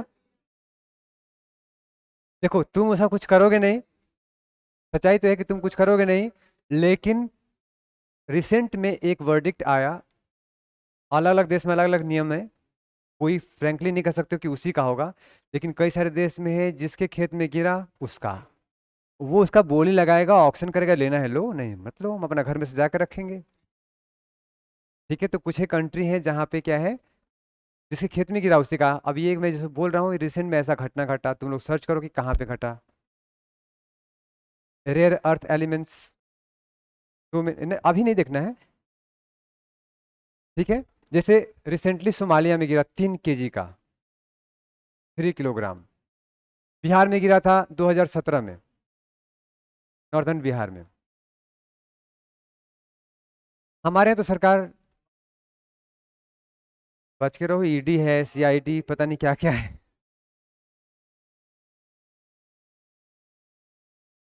This is true.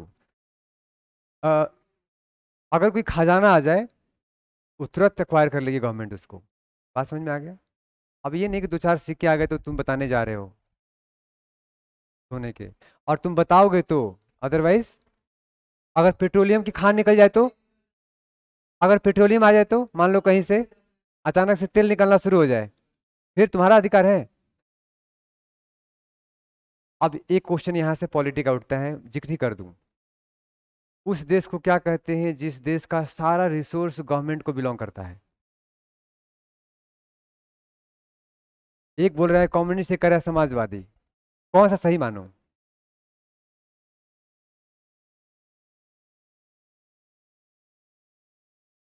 अब अपने पॉलिटिक्स डिस्कस करो। क्या तीन तीन बातें? सोशलिस्ट, कैपिटलिस्ट और कम्युनिस्ट, एक और मिक्स्ड। फिर तो मिक्स, बस तीनों बेसिक कॉन्सेप्ट हैं। तीनों क्लियर रखो और मुझे कल इसका आंसर देना कि if a state means all the resources of a state belongs to state only, उसमें कोई व्यक्ति ये नहीं कर सकता है कि इसमें मेरा अधिकार है। तो उसका आंसर क्या होगा, कम्युनिस्ट या सोशलिस्ट?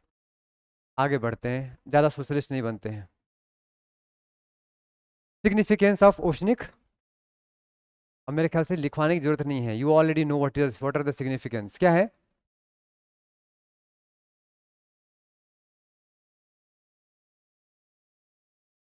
बहुत सारी डिस्कस कर चुके हैं हम लोग। आपके मिनरल रिसोर्सेज हैं, हर्बल प्लांट मिलेंगे, हार्बर्स बना सकते हो, मिनरल में 20% मिनरल रिसोर्स की बात कर दो, जरूरी चीज फिशरीज की बात कर दो, इकोनॉमिक एक्टिविटीज की बात करो, लाइवलीहुड की बात करो, पोर्ट्स की बात करो, whatever comes in your mind everything is there about oceanic. जो भी पढ़े हो आज तक सारा कुछ यहाँ पे है। Predict ocean current and climate, find manage resource like fish and oil, navigate safely and build under water structure, बनाते कि नहीं? सब बनाते हो। Understand and protect marine life, learn about the earth history and climate change. कैसे?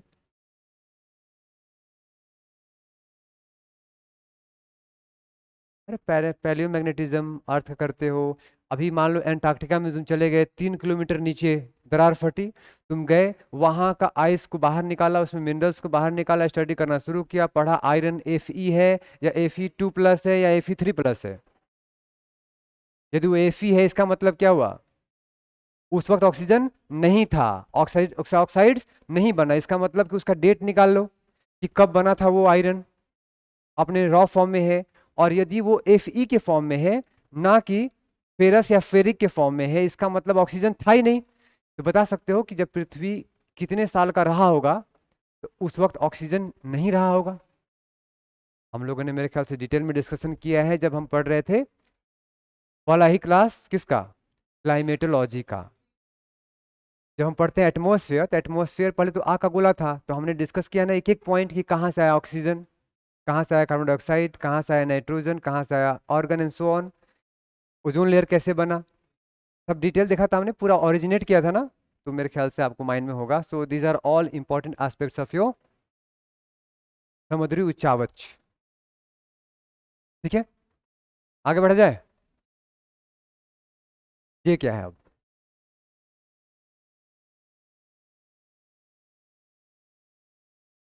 Temperature distribution. अब आपको पता होगा कि लाइफ कहीं भी सस्टेन करती है, वहां पे सबसे महत्वपूर्ण रोल किसका होता है? टेम्परेचर का। वहां पे अगर टेम्परेचर ना हो, मीन सनलाइट ना हो, तो फोटोसिंथेसिस नहीं होगा।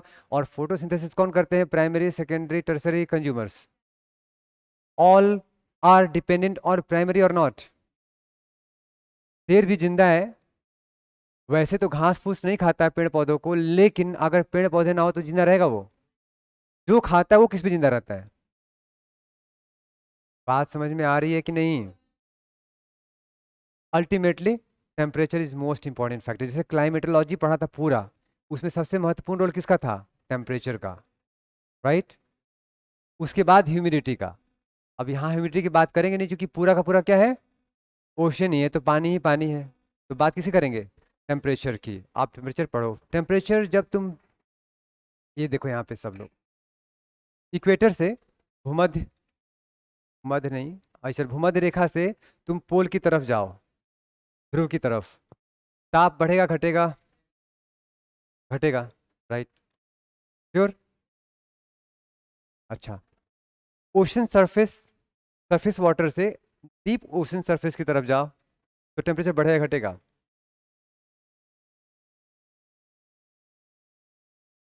बढ़ेगा, इक्वेटर पे। अच्छा, यहाँ पे टेम्परेचर कितना होता है? लगभग 26 27। जैसे से नीचे जाओगे तो 28 29 मिलेगा, 30 मिलेगा।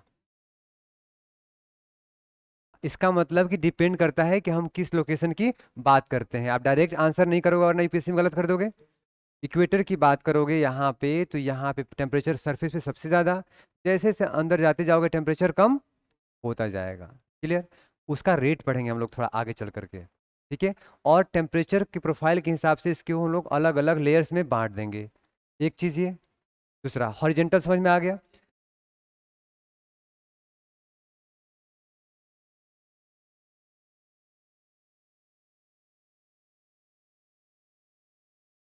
हाँ, वो तब वो तब जब एक बार लाइट हुआ, गर्म करके छोड़ दिया, सब में बट गया।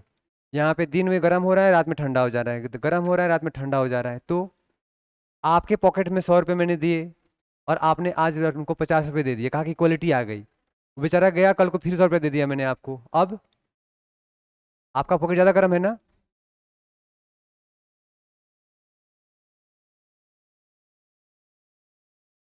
देखो, यूपीएससी का जो भी क्वेश्चन आएगा उसका ओवरऑल डायमेंशन लेके चलना, ठीक है। ऐसा नहीं कि वो 1 घंटा का पूछ रहा होगा या 1 दिन का पूछ रहा होगा, क्या पूछ रहा होगा वो, ठीक है, पूरे का।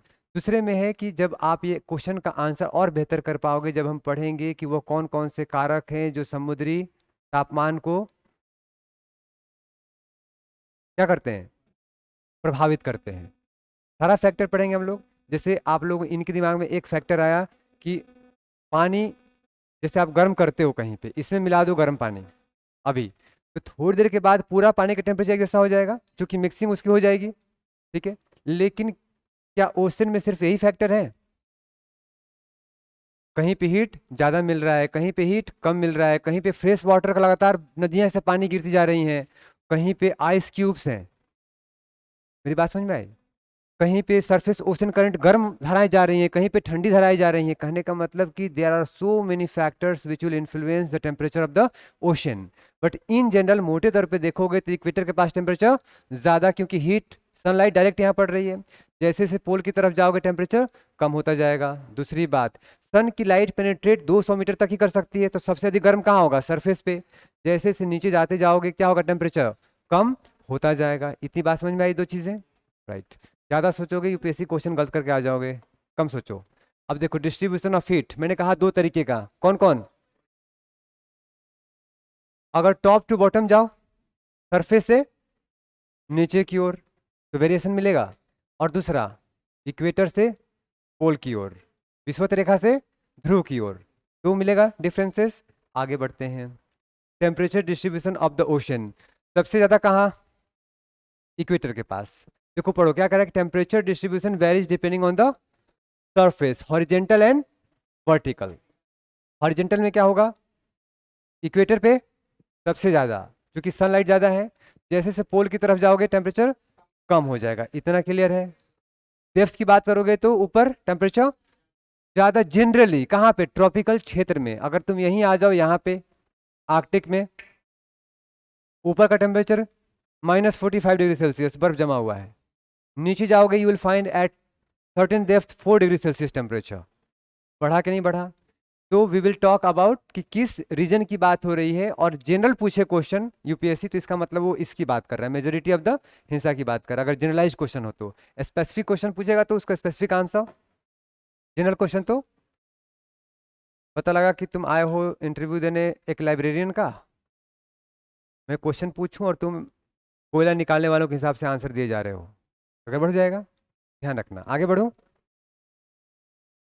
दो डायमेंशन में देख लिया आपने, क्षैतिज एंड ऊर्ध्वाधर। क्लियर?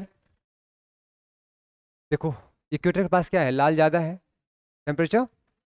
जैसे जैसे पोल की तरफ जा रहे हो ब्लू दिख रहा है, मतलब टेम्परेचर कम हो रहा है। और इसमें दिखाने की कोशिश की गई है, यहाँ पे देखो 25, जो ज़्यादा लाल है वो 25, थोड़ा सा कम हुआ तो 20। ऊपर जाओगे तो 0 है, उससे भी कम। अब बताओ average temperature of ocean water 17.5 degree Celsius. सबसे मैक्सिमम टेम्परेचर कितना हो सकता है ओशन का? 27 भी हो सकता है।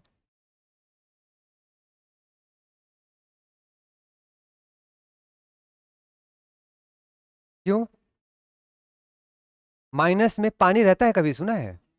क्या बन जाएगा वो? तो रहेगा। माइनस में दूरी होता है ना। Ocean water temperature sources, source क्या है मैंने बताया था, पहला सूर्य, दूसरा प्रीमोर्डियल हीट, और तीसरा वोल्केनिक एक्टिविटीज, चौथा एक और बताया था। डन। देखो तो solar radiation, volcanic activities, internal heat earth का, प्रीमोर्डियल हीट, जो अर्थ नीचे जाओगे तो गर्म है उसका हीट थोड़ा सा मिल जाएगा उसको। आगे ओशन करेंट्स भी होते हैं कई बार, जहां पे जैसे मान लो एग्जांपल लो, यहाँ पे सब देख लो अभी ये इक्वेटर पे पानी गर्म की ठंडा। यहाँ पे हवाएं कैसे बहती हैं? पूरब से पश्चिम, पश्चिम से पूरब, ईस्टर्लीज, पूरब से पश्चिम। तो उनके इन्फ्लुएंस में धाराएं कहाँ बहेंगी? पूरब से पश्चिम। तो ये गर्म धाराएं बह रही हैं पूरब से पश्चिम, अब टकराएगा यहाँ पे। टकराने के बाद एक ऊपर जाएगा और दूसरा नीचे। ईस्टर्न कोस्ट जल गर्म धाराएं या ठंडी धाराएं? गर्म धाराएं। मतलब ईस्टर्न कोस्ट ट्रॉपिकल रीजन में जब भी होगा धाराएं कैसी होंगी? वार्म, क्योंकि पृथ्वी पे हर जगह हवा ऐसी बह रही है इस क्षेत्र में, और ये गर्म हवा है इक्वेटर के पास, गर्म जल है। टकराएगा, ईस्ट कोस्ट पे ऊपर जाओगे या नीचे जाओगे, eastern coast will have always warm ocean currents, तो it will also impact the temperature of the ocean or not, right? जैसे फॉर एग्जांपल मान लो यहाँ पे ठंडा हो जमीन पे काफी, लेकिन यहाँ टकराने के बाद जो गल्फ करंट ऊपर आ रहा है वो गर्म कर देगा, तो people would like to be there, right? वो मैं अभी नहीं बोला। ठीक है, आगे बढ़ते हैं, अभी हम सिर्फ टेम्परेचर की बात करते हैं। एटमोस्फेरिक इंटरेक्शंस और नॉट, कैसे? How in atmospheric interaction will impact the temperature of the ocean? ये तो तुमने बड़ा सही कहा, बिजली गिरा के टेम्परेचर बढ़ा रहा है। Very good. और कुछ? देखो साहब ध्यान से आराम से, जब तुम सोडियम डालोगे क्या? प्रोसेसर थोड़ा सा ज्यादा का लगवा लो जीबी। मेरा क्वेश्चन क्या था? लास्ट वाला, ये फैक्टर एटमॉस्फेरिक इंटरेक्शंस कैसे हो सकता है? आप सबको पता है कि हवाएं, the air circulation is global in nature. तीन तरह के विंड जो परमानेंट विंड है कौन कौन? ध्रुवीय, पछया और पूर्वैया। पूर्वैया कहाँ बहती है? दो जगह, पोलर में और ट्रॉपिकल क्षेत्र में। हिंदी में क्या बोलेंगे उसको? उष्णकटिबंधीय पूर्वी हवाएं, शीतोष्ण पश्चिमी, और ध्रुवीय पूर्वी। अब ये बताओ कि यहाँ पे जो हवाएं ठंडी हैं, कहाँ पे? पोल पे। हवाएं कैसे आती हैं? इस तरफ से। तो ये बहुत ही चिल्ड वाटर, चिल्ड हवाएं जो हैं इधर बहेंगी, तो इधर आएगी तो यहाँ अपने साथ क्या लेके आएगी? ठंडी धाराओं को कि गर्म धाराओं को? तो ये क्षेत्र जो टेम्परेचर मान लो यहाँ पे हो 10 डिग्री सेल्सियस और यहाँ का हो -5 डिग्री सेल्सियस, इसको कम से कम 5 कर सकता है 10 से। ठंडा किया कि नहीं किया? ये कैसे हुआ? Because of atmospheric interactions. At the same time कई सारे देख सकते हो 60 के पास में, इधर से ठंडी इधर से गर्म। अगर गर्म हवाएं ज़्यादा डोमिनेंट हो जाएं, ऊपर की ओर चली जाएं, तो गर्म धाराएं ऊपर की ओर आ सकती हैं, और यदि ठंडी धाराएं नीचे की ओर आ जाए तो नीचे ठंडा टेम्परेचर आ सकता है। So these are the different sources of heat in the ocean. बताओ आंसर। सन, दूसरा प्रीमोर्डियल हीट, वोल्केनिक एक्टिविटीज, चलो जुगनू कह लो, और ocean currents, atmospheric circulation, interaction. Done. क्यों कल पढ़ेंगे? हाँ कल ही पढ़ना पड़ेगा, क्योंकि ये क्वेश्चन आपका सबसे महत्वपूर्ण है। यहाँ से क्वेश्चन मेंस में आते हैं, एक एक पॉइंट आपको पता होना चाहिए और फिंगर टिप पे उसका आंसर होना चाहिए, क्यों कैसे समझना पड़ेगा। यहाँ पे मैंने लिखा है सिर्फ points, you will have to explain your answer. कोई भी पूछ सकता है और पीटी में यहाँ से कहीं से भी क्वेश्चन बन सकता है। टाइम हो चुका है ना, तो हम लोग कल यहाँ से शुरू करेंगे, right. Thanks for the day.